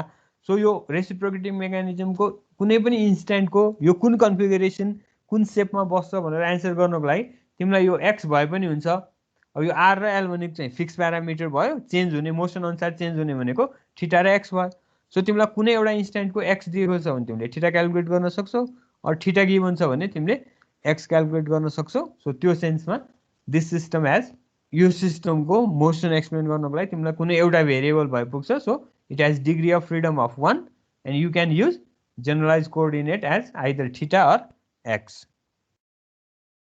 अब यो चाहिँ यो के क्यान्टिलिभर बिम देखाएको, यो क्यान्टिलिभर बिमलाई कुनै एउटा पोइन्टमा तिमीले सर्टेन इम्प्याक्ट ह्यामरले एकचोटि ठोकिदियो भने यो एकछिनसम्म भाइब्रेट भइरहन्छ, तिमीले नोइज पनि सुन्छौ, सो यो भाइब्रेट पनि हुन्छ। सो अब यो भाइब्रेट भइरहेको इन्स्ट्यान्टको यसको पोजिसन एक्सप्लेन गर्नु पऱ्यो भने अब यो भाइब्रेसन भइरहेको इन्स्ट्यान्टमा तिमीले यो बिमको न्युट्रल एक्सिसको कुनै पोइन्टहरू मैले यो P1 P2 P3 भनेर लिएँ भने अब अघि तिमीलाई मैले यो भन्दा अगाडिको फिगरमा देखाएको जस्तै कुनै एउटा इन्स्ट्यान्टमा यो फिगरमा मैले तिमीलाई x1 दिएँ भने तिमीले x2 को भ्यालु दिन सक्दैनौ भनेर अघि मैले तिमीलाई एक्सप्लेन गरेको थिएँ।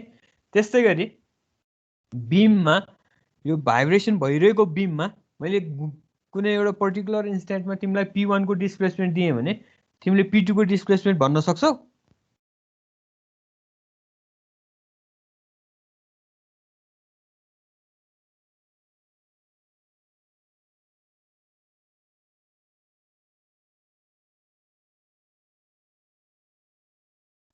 No idea sir. हैन, मैले तिमीलाई सिम्पल मेकानिक्सको क्वेसन सोधेको। तिमीले रिजिड बडी र डिफर्मेबल बडी भनेर डिफरेन्स पढेको छौ नि फन्डामेन्टल मेकानिक्सको क्वेसन। मेकानिक्समा तिमीले मेटेरियलको बिहेभियर अथवा त्यहाँ क्लासिफिकेसन गर्दाखेरि रिजिड बडी र डिफर्मेबल बडी भनेर पढेको छौ नि। हजुर सर। अब रिजिड बडीको भाइब्रेसन भयो भने चाहिँ कस्तो हुन्छ भने कुनै एउटा हिन्जमा कनेक्ट भएको रिजिड बडी छ, यहाँ मैले स्प्रिङ राख्दिएँ र यो रिजिड बडीलाई मैले यो इनिसियली चाहिँ यो स्प्रिङमा अलिकति कम्प्रेसन गराएर अब छोडिदिएँ भने यो एङ्गुलर डिरेक्सनमा भाइब्रेट गर्छ नि, अलिकति माथि जान्छ फेरि तल आउँछ होला, तर यसको रोटेसन यो अबाउट दिस पोइन्ट यो एन्ड पोइन्टले रोटेसन गर्छ। सो यस्तो टाइपको भाइब्रेसन भयो भने यो चाहिँ रिजिड बडीको भाइब्रेसन भयो। सो यो रिजिड बडीको भाइब्रेसनमा तिमीलाई मैले यो पोइन्टको डिस्प्लेसमेन्ट कति छ भनेर दिएँ भने तिमीले अर्को पोइन्टको डिस्प्लेसमेन्टको पनि एन्सर गर्न सक्छौ। किन भन्दाखेरि म यही फिगरलाई अलिकति गर्छु धेरै, यो यसको सुरुको पोजिसन यो थियो, मैले डिस्टर्बेन्स दिएर भाइब्रेट गर्दाखेरि यो पोजिसनमा गयो त्यो भार भने तिमीलाई यो थीटा थाहा हुन्छ। यो थीटा थाहा भएपछि तिमीले मैले तिमीलाई यो L/4 को लेन्थमा यो कति डिस्प्लेस भयो भनेर एन्सर दिएँ भने तिमीलाई इन्फर्मेसन दिएर मैले यसको एन्डमा डिस्प्लेसमेन्ट कति हुन्छ यो भ्यालु भन्यो भने तिमीले जियोमेट्रिकली यो एन्सर मलाई दिन सक्छौ नि होइन भनेर भन्न खोजेको। बुझेको हो मेरो? यस सर। हो, यो चाहिँ रिजिड बडी भयो। अब यो बिम भनेर मैले दिइसकेपछि यो चाहिँ डिफर्मेबल बडी भयो। सो यो डिफर्मेबल बडीमा चाहिँ तिमीलाई यो P1 को भ्यालु मैले दिँदैमा तिमीले P2 को एन्सर गर्न सक्दैनौ, त्यो चाहिँ काइनेमेटिकली एन्सर गर्न सकिँदैन भनेर इम्फेसिस दिन खोजेको। बुझेको कि होइन? यस सर। हो, त्यो भएर यो डिफर्मेबल बडी बिमको केसमा चाहिँ मलाई P1 को डिस्प्लेसमेन्ट थाहा हुँदैमा मैले त्योसँग रिलेट गरेर P2 को डिस्प्लेसमेन्ट भन्न सक्दिनँ। P2 थाहा भयो भने मैले P3 भन्न सक्दिनँ। भनेपछि यस्तो टाइपको केसमा चाहिँ अब यो अहिले त मैले certain typical point P1 to P5 लिएँ, तर बिमको न्युट्रल एक्सिसमा यस्तो पोइन्ट त तिमीले जति पनि you can take infinite number of such points. सो अब यस्तो इन्फाइनाइट पोइन्टको डिस्प्लेसमेन्ट थाहा भएपछि मात्रै तिमीले गिभन इन्स्ट्यान्टमा यो बिमको न्युट्रल एक्सिसको कन्फिगरेसन कस्तो रहेछ भनेर दिन सक्छौ। So in that sense such systems are said to have degree of freedom of infinity. Deformable body भयो भने यसलाई अब भाइब्रेसनको ल्याङ्ग्वेजमा कन्टिन्युअस सिस्टम पनि भन्छ।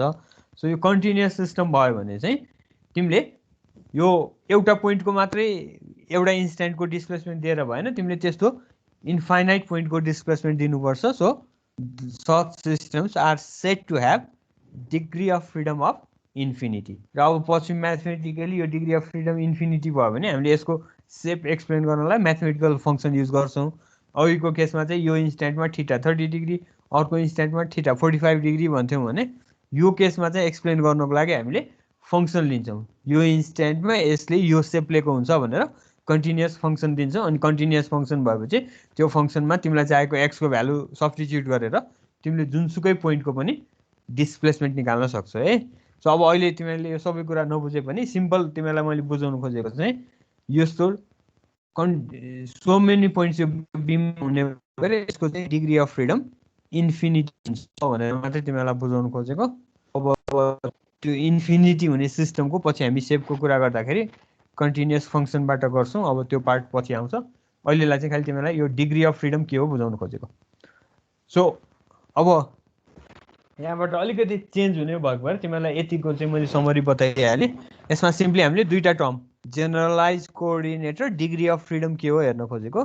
सो कुनै पनि सिस्टमको इन्स्ट्यान्टेनियस पोजिसन एक्सप्लेन गर्नको लागि चाहिने भेरिएबलहरूलाई जेनरलाइज कोअर्डिनेट भन्ने र कुनै पनि सिस्टमको इन्स्ट्यान्टेनियस पोजिसन एक्सप्लेन गर्नको लागि चाहिने मिनिमम नम्बर अफ जेनरलाइज कोअर्डिनेटलाई चाहिँ त्यो सिस्टमको डिग्री अफ फ्रिडम भन्ने। अब degree of freedom of a system should have a unique value whereas a set of general coordinate may not be unique। जस्तो पेन्डुलमको केसमा तिमीले पेन्डुलमको मोसन एक्सप्लेन गर्नलाई अघि भनेको जस्तो थीटा युज गरे पनि भयो, एक्स युज गरे पनि भयो, वाई युज गरे पनि भयो, एक्ज्याक्टली यही गर्नुपर्छ भन्ने हुँदैन। तर पेन्डुलम दिएर तिमीलाई त्यसको डिग्री अफ फ्रिडम के हो भनेर सोध्यो भने त्यसको एन्सर सधैँ 1। सो डिग्री अफ फ्रिडम चाहिँ युनिक हुन्छ। Choice of generalize coordinate may be different भन्न खोजेको है त। ल अहिलेसम्मको पार्ट यति हो। केही छ भने एकचोटि सोध, नभए अब अगाडि बढ्छु। सर भन्न यो डिग्री अफ फ्रिडम इन्फिनिट कसरी भयो एकचोटि फेरि भनिदिनु न। त्यही त डिग्री अफ फ्रिडम 1 कसरी भएको भनेको इन्फर्मेसन यो स्प्रिङबाट दिन खोजेको तिमीले बुझ्यौ कि बुझेनौ? यो त बुझिन्छ, एउटा थाहा भइसक्यो। यो चाहिँ किन बुझेको भन्दाखेरि तिमीलाई यो x1 थाहा भयो भने x2 थाहा हुन्छ, x2 थाहा भयो भने x1 थाहा हुने भयो भने एउटा भए पुग्ने रहेछ कि x1 दिए पनि भयो x2 दिए पनि भयो। त्यो सेन्समा यसको डिग्री अफ फ्रिडम 1 भनेको। अब त्यसैलाई एक्सटेन्ड गर्यो क्या यसमा चाहिँ। अब तिमीलाई मैले सोधेको क्वेसन के हो भने तिमीलाई यो p1 भन्ने पोइन्टको डिस्प्लेसमेन्ट थाहा भयो भने त्यही इन्स्ट्यान्टमा p2 को डिस्प्लेसमेन्ट कति हुन्छ भनेर तिमीले एन्सर गर्न सक्छौ फ्लेक्सिबल अर डिफर्मेबल बडीमा भनेर सोधेको मैले। तिमीलाई नै मैले देखाइदिएँ त्यो इलास्टिक डिफ्लेक्सन नहुने रिजिड बडी हो भने एउटा पोइन्टको डिफ्लेक्सन थाहा भएपछि अर्कोको पनि तिमीले क्यालकुलेट गर्न सक्छौ ज्योमेट्रीबाट भनेर मैले अघि देखाएँ। तर यो बिम चाहिँ डिफर्मेबल बडी भएको भएर यो तिमीले यो p1 लाई फिक्स राखेर p2 लाई मात्रै डिस्प्लेस गराउन पनि सक्छौ। यो इलास्टिक मेम्बर हो भने। बुझेको हो कि हैन? सर बुझे। तिमीले p1 मा होल्ड गरेर त्यसपछि त्यो भन्दा राइट साइडको पार्टलाई बेन्ड गरिदिन सक्छौ नि। यो इलास्टिक मेटेरियल हो भने। हजुर हो। त्यसको मिनिङ के हो भने तिमीलाई p1 थाहा हुँदैमा p2 को एन्सर तिमीले गर्न सक्दैनौ, p2 थाहा हुँदैमा तिमीले p3 को एन्सर गर्न नसक्ने भनेको मिनिङ यस्तो p1 p2 p3 भन्ने पोइन्ट त यो बिमको न्युट्रल एक्सिसमा तिमीले इन्फाइनाइट वटा मार्क गर्न सक्छौ। त्यो भएको भएर यसको डिग्री अफ फ्रिडम इन्फिनिटी भनेको। सर यदि रिजिड थियो भनेदेखि चाहिँ से 1 नै हुन्थ्यो हैन? यो 1 नै हुन्थ्यो। यस रजिस्टर लाइनमा नि पर्थ्यो हैन? त्यो पनि हो। p1 p2 p3 एउटै लाइनमा पर्थ्यो हो। अघि देखाएको इक्जाम्पलमा त्यो पनि ठिक छ। भयो अगाडि बढे हुन्छ? हस् सर। यस सर। तिमीहरू क्लास चाहिँ कतिसम्म लिन सक्ने हो? 2:30 सम्म हो सर। ल ल ल त्यस 15 मिनट बाँकी छ। हेर यो भ्याउँछ अलिकति आज। अब undamped free vibration of single degree of freedom system हेर्ने। अब यसमा अब तिमीलाई त्यो डिग्री अफ फ्रिडमको एक्जाम्पल दिइसकेपछि यो स्टेटमेन्ट बुझिहाल्छौ। A system is said to be a single degree of freedom system if it requires only one variable to give its kinematic description. त्यो सिस्टमको कुनै पोजिसन इन्स्ट्यान्टेनियस पोजिसन एक्सप्लेन गर्नलाई तिमीलाई एउटा variable भए मात्रै पुग्छ भने त्यसलाई single degree of freedom system भन्ने। र अगेन तिमीलाई अघि पनि मैले ब्याकग्राउन्डमा भनिसकेँ। सो रियल सिस्टमको सबैभन्दा सिम्पल मोडल सिम्पलेस्ट मोडल चाहिँ सिंगल डिग्री अफ फ्रिडम। अब एभ्री रियल सिस्टमलाई यो मोडलले तिमीले रिप्रेजेन्ट गर्न नसक्ने पनि हुनसक्छ। त्यो नसके पनि तिमीले यो किन पढिरहेछौ त भन्दाखेरि भाइब्रेसनको बेसिक प्रोसिजर र टर्मिनोलोजी बुझ्नको लागि यो सिंगल डिग्री फ्रिडम मोडलबाट सजिलो हुन्छ। अनि त्यसमा तिमी क्लियर भइसकेपछि हामी त्यसैलाई जेनरलाइज गरेर अथवा त्यसैलाई एक्सटेन्ड गरेर we can study about system having higher degree of freedom. So त्यो भाइब्रेसनको प्रोसिजर टर्मिनोलोजी क्लियर गर्नको लागि हामीले single degree of freedom system पढेको है। सो दुईटा वेमा बुझ्नु पर्यो। कुनै सिस्टम चाहिँ इन रियालिटी नै सिंगल डिग्री हुनसक्छ भने कुनै केसमा चाहिँ हामीले सर्टेन सिस्टमलाई सिम्पल एनालाइसिस गर्नको लागि we model it as a single degree of freedom system.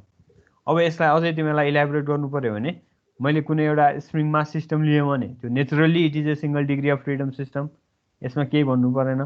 तर अब मैले कुनै एउटा तिमीहरूसँग त्यो स्टिलको स्केल हुन्छ नि कहिलेकाहीँ, त्यो स्टिलको स्केलकोलाई मैले एउटा पोइन्टमा फिक्स गरेर यसको एन्डलाई मैले डिस्टर्बेन्स दिएँ भने त्यो भाइब्रेसन हुन्छ। अब यो भाइब्रेसनको स्टडीमा मैले यहाँ अरू कुनै पनि मास एट्याच गरेको छैन, मैले यो स्प्रिङलाई एउटा हातले समातेको छु, अर्को हातले डिस्टर्बेन्स दिएँ भने त्यो भाइब्रेसन के हुन्छ भनेर स्टडी गरेँ भने चाहिँ अहिले भनेको जस्तो डिफर्मेबल सिस्टम भयो यही स्केल।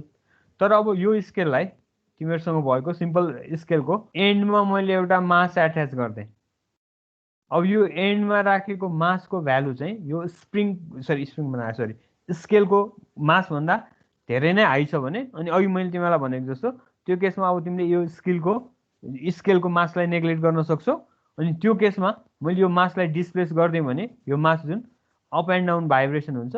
सो यो केसमा चाहिँ अगेन यो सिस्टमलाई चाहिँ I can model it as single degree of freedom system and in this case elastic effect is provided by this scale. र यो स्केलको मास चाहिँ यहाँ एट्याच गरेको मासको भन्दा धेरै नै बढी छ। सो यसरी सेम सिस्टमलाई भन्न खोजेको है, यो स्केलमा मास छैन, तिमीले स्केल आफैको मात्रै भाइब्रेसन हेर्न खोज्यौ, यो कन्टिन्युअस सिस्टम भयो। अब तिमीले यो स्केलमा एट्याच गरेको मासको भाइब्रेसन हेर्न खोज्यौ भने तिमीले यही सिस्टमलाई चाहिँ अब single degree of freedom system भनेर पनि मोडल गर्न सक्छौ है। त्यही भएर यसको इम्पोर्टेन्स दुईटा भन्न खोजेको, एउटा चाहिँ रियालिटीमै त्यो single degree of freedom system हुनसक्छ भने सर्टेन केसमा चाहिँ तिमीले त्यो सिस्टमको सिम्पल स्टडी गर्नको लागि तिमीले त्यसको एज ए मोडल मात्रै त्यो पनि पर्पोज गर्न सक्छौ। र अब single degree of freedom system हामीले डिल गर्ने यो च्याप्टरमा त्यो धेरैचोटि अब त्यसको पनि स्टार्ट गर्न खोजेको केस अनडेम्प्ड, त्यसको मिनिङ मैले तिमीलाई त्यहाँ अघि पनि भनिसकेको थिएँ। सो त्यही कुरालाई यहाँ हाइलाइट गर्न खोजेको। So response of a system due to it inherent property. Inherent property भनेको एक्सटर्नल इन्टरफेरेन्स छैन भने यो फ्री भन्ने वर्डको मिनिङ यहाँबाट एक्सप्लेन गर्न खोजेको। इनहेरेन्ट प्रोपर्टीले गर्दा भएको भाइब्रेसनलाई फ्री भाइब्रेसन भन्ने, there is no interference of surrounding अरू एक्सटर्नल फोर्स छैन भन्ने मिनिङ एउटा भयो। अर्को चाहिँ vibration in the absence of damping, damping present छैन भने त्यसलाई चाहिँ अनड्याम्प्ड। सो तिमीलाई यो अघि पनि मैले भनिसकेको थिएँ, यो दुईटा वर्डको मिनिङ सिंगल डिग्री अफ फ्रिडमको मिनिङ पनि बुझिहाल्यो। फ्री भनेको एक्सटर्नल फोर्स छैन, सिस्टमको आफ्नै प्यारामिटरले गर्दा भाइब्रेसन भइरहेछ, र अनड्याम्प भनेको अगेन ड्याम्पिङ छैन। सो यो इच वर्डको मिनिङ वाइज तिमीले हेऱ्यौ भने सिम्पल मोडल यो भयो। ल अब यहाँ एउटा बुझ्नुपर्ने चाहिँ टर्मिनोलोजी, यो डेल्टा भन्ने टर्मिनोलोजी छ, यसलाई स्ट्याटिक डिस्प्लेसमेन्ट भन्छ। अब यसको मिनिङ के हो त्यो हेर है त, यो फिगरबाट केही गेस गर्न सक्छौ तिमीहरू?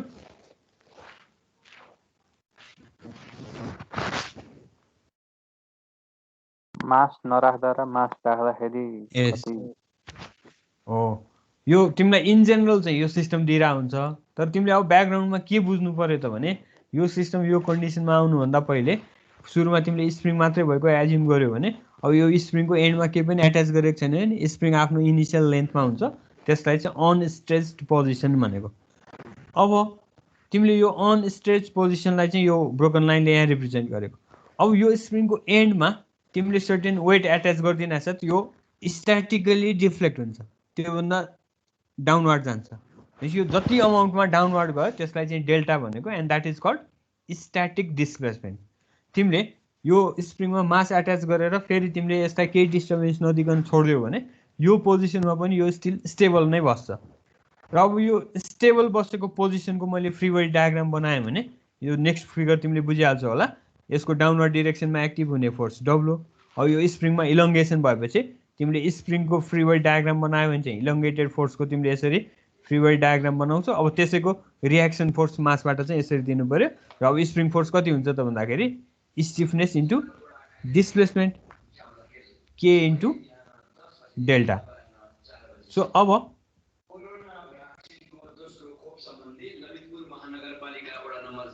तिमीले यसमा इक्विलिब्रियम इक्वेसन युज गर्यो भने W is equal to K delta.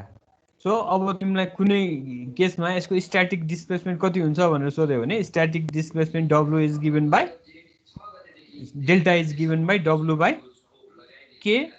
You can further write it as weight भनेको सिम्पली mg बाई के। ल अब यो मेरो नजिकै यहाँ माइकिङ गर्दै आइरहेको छ, तिमीहरूले सुनेको छौ? यो डिस्टर्ब भयो? छैन सर भएको। ए ल भयो। ब्याकग्राउन्ड धेरै आइरहेको छ, त्यो भ्याक्सिनको माइकिङ गर्दै हिँडिरहेको छ यहाँ वडाको मान्छेहरू। सो यो स्ट्याटिक डिस्प्लेसमेन्ट भन्ने टर्मिनोलोजी बुझ्यौ? मास एट्याच गरिदिएपछि सिस्टममा स्लाइट डिफ्लेक्सन आउँछ, त्यो डिफ्लेक्सनलाई चाहिँ स्ट्याटिक डिफ्लेक्सन भन्ने। सो यो केसमा मैले स्ट्याटिक डिफ्लेक्सनलाई डेल्टाले रिप्रेजेन्ट गरेँ भने डेल्टा क्यालकुलेट गर्ने मेथड चाहिँ यो फ्री बडी डायग्रामबाट W is equal to K delta हुन्छ। सो डेल्टा चाहिँ आयो भने W बाई के, W भनेको weight, so that is M into g भन्नु खोजेको है त। अब भाइब्रेसन हुने केसमा चाहिँ अब भाइब्रेसन यो कहिले हुन्छ त भन्दाखेरि यसरी छोडिदिइरह्यो भने यो स्टिल स्टेबल नै छ। अब यो स्ट्याटिक इक्विलिब्रियम पोजिसनबाट मैले यसलाई अझै डाउनवर्ड अलिकति पुल गरेँ। सो त्यो पुल गरेको अमाउन्ट चाहिँ एक्स भयो। त्यो जुन यो फर्स्ट चाहिँ अनस्ट्रेच्ड पोजिसनको लागि ड्र गरेको यो जुन सेकेन्ड ब्रोकन लाइन छ त्यो चाहिँ स्ट्याटिक इक्विलिब्रियम पोजिसन भयो। मास एट्याच गरेर तिमीले यसलाई केही डिस्टर्बेन्स नदिई छोडिदिइरह्यो भने यो पोजिसनमा बसिरहन्छ। सो त्यो भएको भएर यसलाई स्ट्याटिक इक्विलिब्रियम पोजिसन भनेको। अब यो पोजिसनबाट पनि यो मासलाई तिमीले फेरि स्लाइटली डाउनवर्ड डिस्प्लेस गरेर अब तिमीले छोडिदियो भने चाहिँ अनि यो स्ट्याटिक इक्विलिब्रियम पोजिसनको अबाउटमा यो सिस्टम अप एन्ड डाउन असिलेट हुन्छ। सो अब तिमीले जहिले पनि भाइब्रेसनको इक्वेसन अफ मोसन डिराइभ गर्नको लागि चाहिँ सिस्टमलाई जहिले पनि यो स्ट्याटिक इक्विलिब्रियम पोजिसनबाट फर्दर डिस्प्लेस गरेको छ भनेर एज्युम गर्ने। अनि त्यो फर्दर डिस्प्लेस कन्डिसनको लागि चाहिँ तिमीले newton second law of motion use गर्ने। सो अब त्यो लास्टको फिगरलाई हेर है, यो लास्टको फिगरमा चाहिँ के देखाउन खोजेको त भन्दाखेरि यो स्ट्याटिक इक्विलिब्रियम पोजिसनबाट पनि यसलाई फर्दर एक्स अमाउन्टमा डिस्प्लेस गरिदियो। सो पहिले नै डेल्टा थियो स्ट्याटिकली पनि, त्यहाँबाट तिमीले फर्दर एक्स डिस्प्लेस गरेपछि अब स्प्रिङमा लाग्ने टोटल फोर्स चाहिँ के डेल्टा प्लस एक्स भयो। स्प्रिङमा आउने टोटल इलोङ्गेसन डेल्टा प्लस एक्स भयो, त्यसको अकर्डिङली यसमा लाग्ने फोर्स के डेल्टा प्लस एक्स। अब सिस्टमको वेट एज इट इज जुन पोजिसनमा भए पनि, तर अब यो डिफ्रेन्स यो दुईवटा फ्री बडी डायग्रामको डिफ्रेन्स चाहिँ तिमीले के बुझ्नु पऱ्यो भने यो फर्स्ट फिगर चाहिँ स्ट्याटिक कन्डिसनको लागि ड्र गरेको, सेकेन्ड फिगर चाहिँ डाइनामिक कन्डिसनमा। तिमीले यति डिस्प्लेस गरेर यसलाई छोडिदियो भने अब चाहिँ यसमा असिलेसन हुन्छ। सो अब त्यो डाइनामिक कन्डिसनको dynamic equilibrium equation or Newton second law of motion तिमीले युज गर्यो भने summation F is equal to mass into acceleration. अनि यो केसमा एक्सेलरेसन भनेको एक्स डबल डट। अब मैले अहिले यो inertia force MX double dot downward डिरेक्सनमा राखेको छ भनेर एज्युम गरेँ भने यो डाउनवर्ड डिरेक्सनको एक्सेलरेसन क्रिएट गर्नको लागि तिमीले यो यसमा एक्टिभ भएको सबै फोर्सको रिजल्टेन्ट हेर्ने। सो यो रिजल्टेन्ट फोर्स डाउनवर्ड डिरेक्सनमा लागेको छ भने सिस्टम यसरी डाउनवर्ड डिरेक्सनमा जान्छ, अपवर्ड डिरेक्सनमा रिजल्टेन्ट लाग्यो भने सिस्टम अपवर्ड जान्छ। अब अहिले मैले यो डाउनवर्ड डिरेक्सनमा इनर्सिया फोर्स देखाएको भएर अब डाउनवर्ड डिरेक्सनको जुन फोर्स छ त्यसलाई पोजिटिभ लिने। So that means W positive भयो। अब अपवर्ड डिरेक्सनमा लाग्ने यो फोर्स चाहिँ नेगेटिभ भयो, minus k delta plus x is equal to m x double dot. अब तिमीले यसलाई एक्सपान्ड गर्यो भने डब्लु minus k delta minus k x भयो। यो के डेल्टा प्लस एक्सलाई एक्सपान्ड गर्यो भने is equal to m x double dot. So तिमीले यो लास्टमा भएको फिगरको फ्री बडी डायग्रामबाट चाहिँ यो इक्वेसन पाउँछौ। अघि मैले लेखेको यो सेकेन्ड लास्ट फिगर यो चाहिँ स्ट्याटिक कन्डिसन है, इम्प्यासिस दिएको बुझ। यो चाहिँ डाइनामिक कन्डिसन मोसनमा हुँदाखेरिको कुरा गरेको, त्यही भएर newton second law of motion लगाएको। यो चाहिँ स्ट्याटिक कन्डिसनको। सो त्यो भएपछि स्ट्याटिक कन्डिसनमा चाहिँ W is equal to K delta हुन्छ भनेर तिमीलाई अघि भनिसकेँ।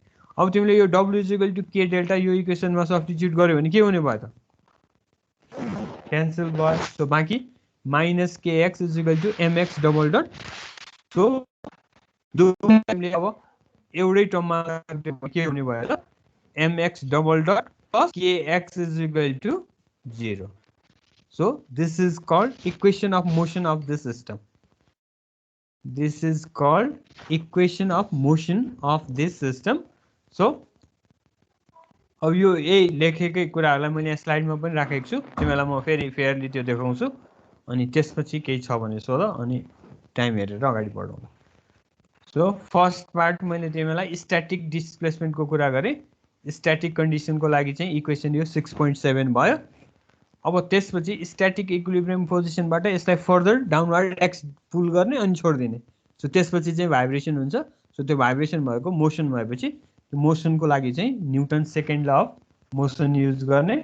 सो त्यसको इक्वेसन भनेको resultant force = mass into acceleration. So downward डिरेक्सनमा लाग्ने फोर्सलाई पोजिटिभ लिएर तिमीलाई त्यो अघि मैले लेखेर पनि देखाइसकेँ. So equation 6.8 is called equation of motion of a given system. ल अब यसमा केही सोध्नु छ भने मलाई सोध अदरवाइज त्यसपछि अगाडि बढ्छु म.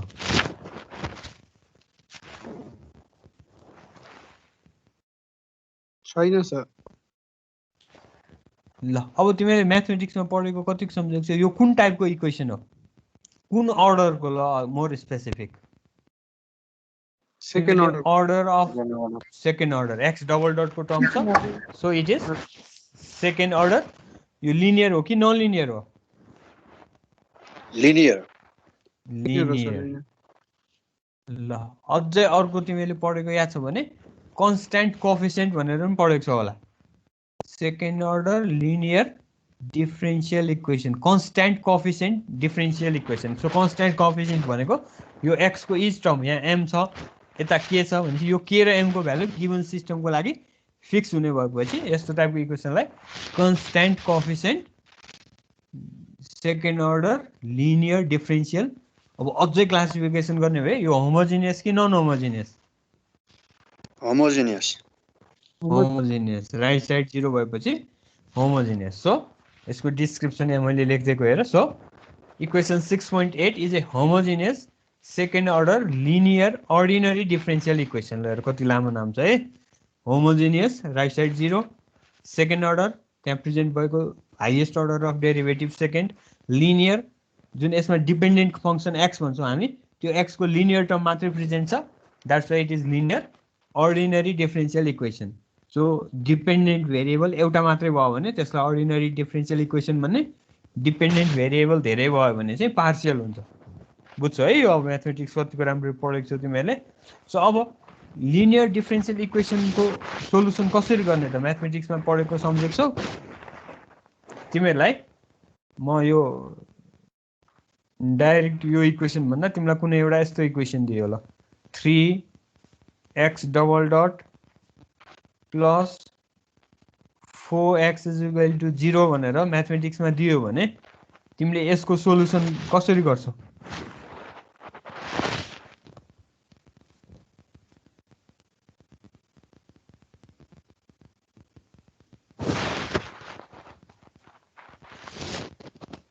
कसरी सोल्भ गर्ने म्याथमेटिक्स पढिसकेको छौ नि भन त.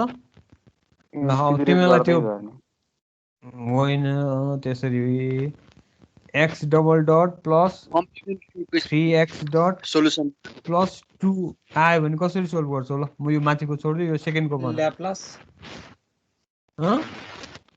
ल्याप्लास ट्रान्सफर्मबाट पनि हुन्छ. ल्याप्लास ट्रान्सफर्म बाहेक अरु फ्याक्टराइजेसन जेनरल फ्याक्टर गरेर होमोजिनियसमा त्यो पर्दैन. तिमीले यसको क्यारेक्टरिस्टिक इक्वेसन भनेको के हो बुझेको छौ तिमीले म्याथमेटिक्समा यो इक्वेसन आएपछि m² प्लस 3m प्लस 2 भनेर निकालेको छौ थाहा छ सम्झेछौ. अनि त्यसपछि चाहिँ तिमीले अघि भनेको फ्याक्टराइज अब गर्ने हो. यो कसरी आएको तिमीलाई थाहा छ कि छैन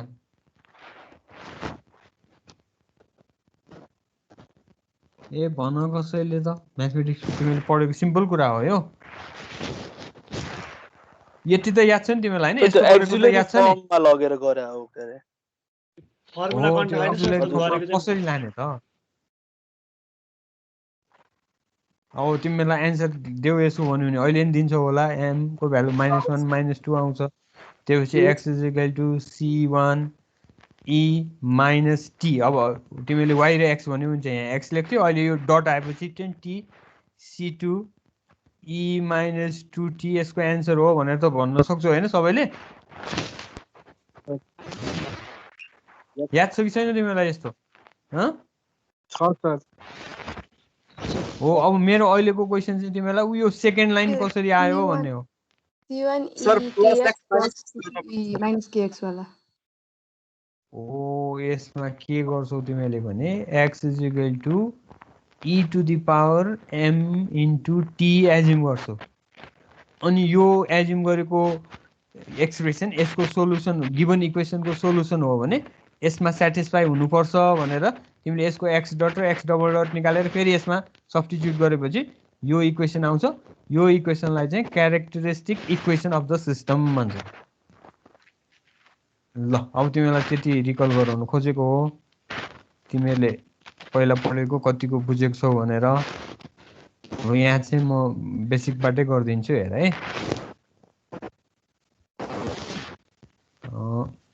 सरी ल अब तिमीलाई यहाँ देखाउन खोजेको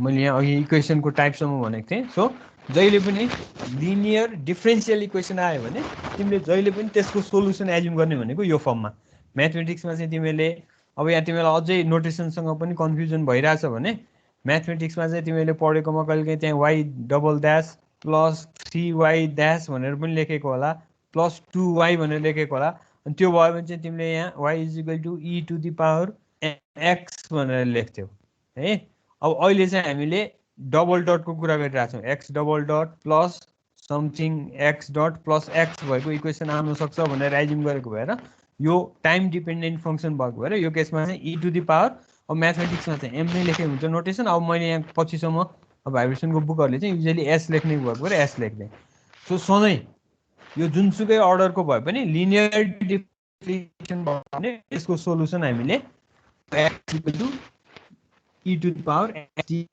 गर्छौँ अब यो 6.9 भन्ने एक्सप्रेसन यो 6.8 को सोलुसन हो भने त यसमा सेटिस्फाई हुनु पर्यो नि सो अब तिमीले x को भ्यालु चाहिँ तिमीले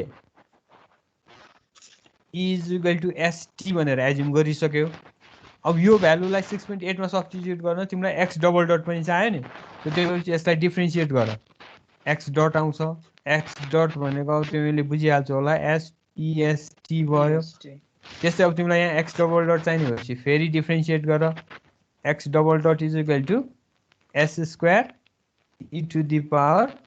e⁻st अब तिमीले यो सोलुसन एज्युम गर्यौ तिमीलाई x र x डटको एक्सप्रेसन थाहा भएपछि यो x र x डबल डटलाई 6.8 मा सब्स्टिट्युट गर substitute x and x double dot into equation 6.8 अब त्यसपछि के आउँछ म देखाउँछु यहाँ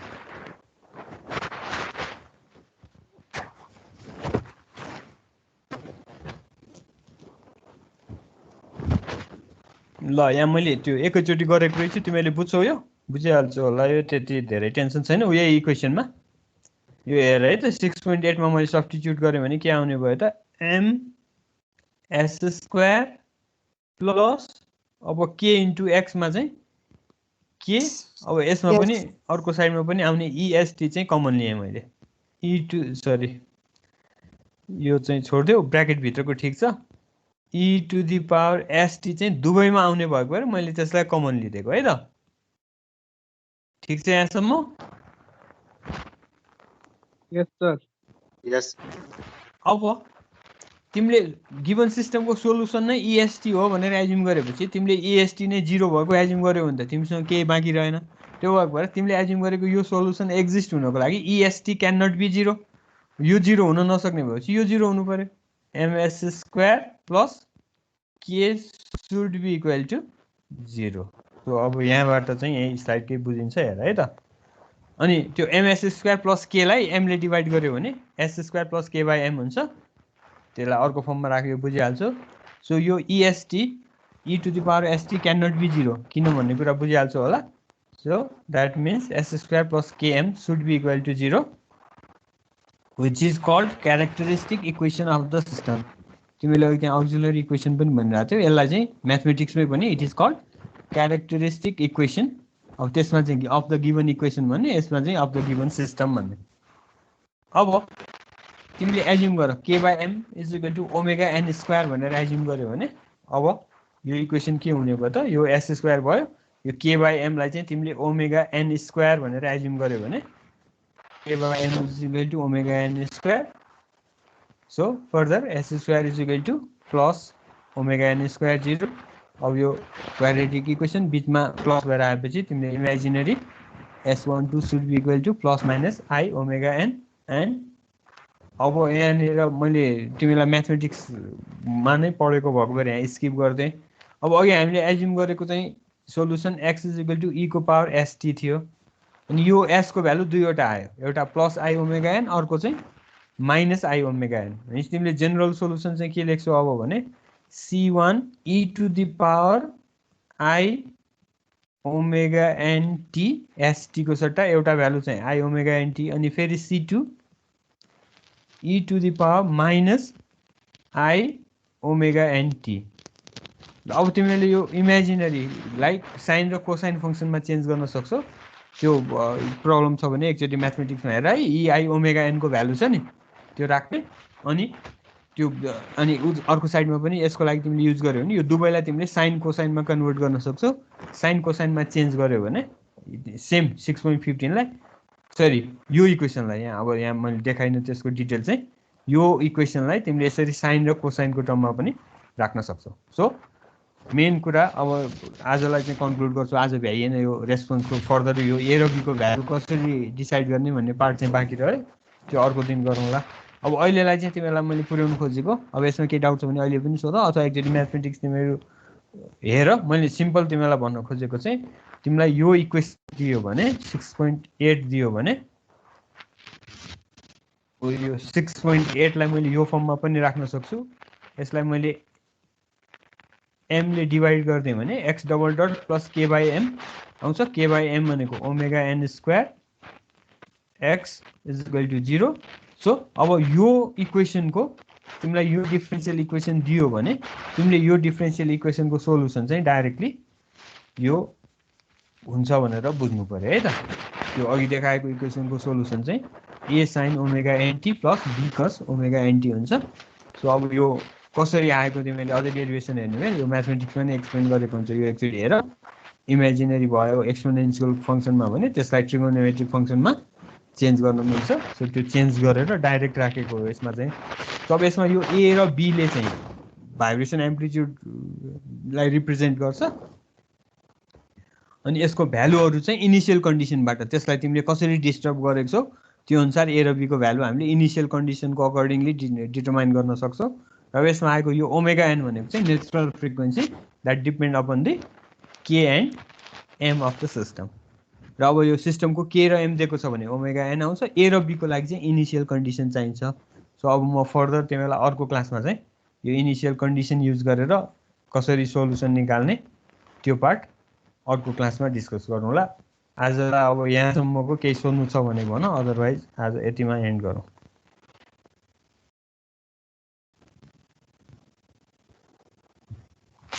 होइन सर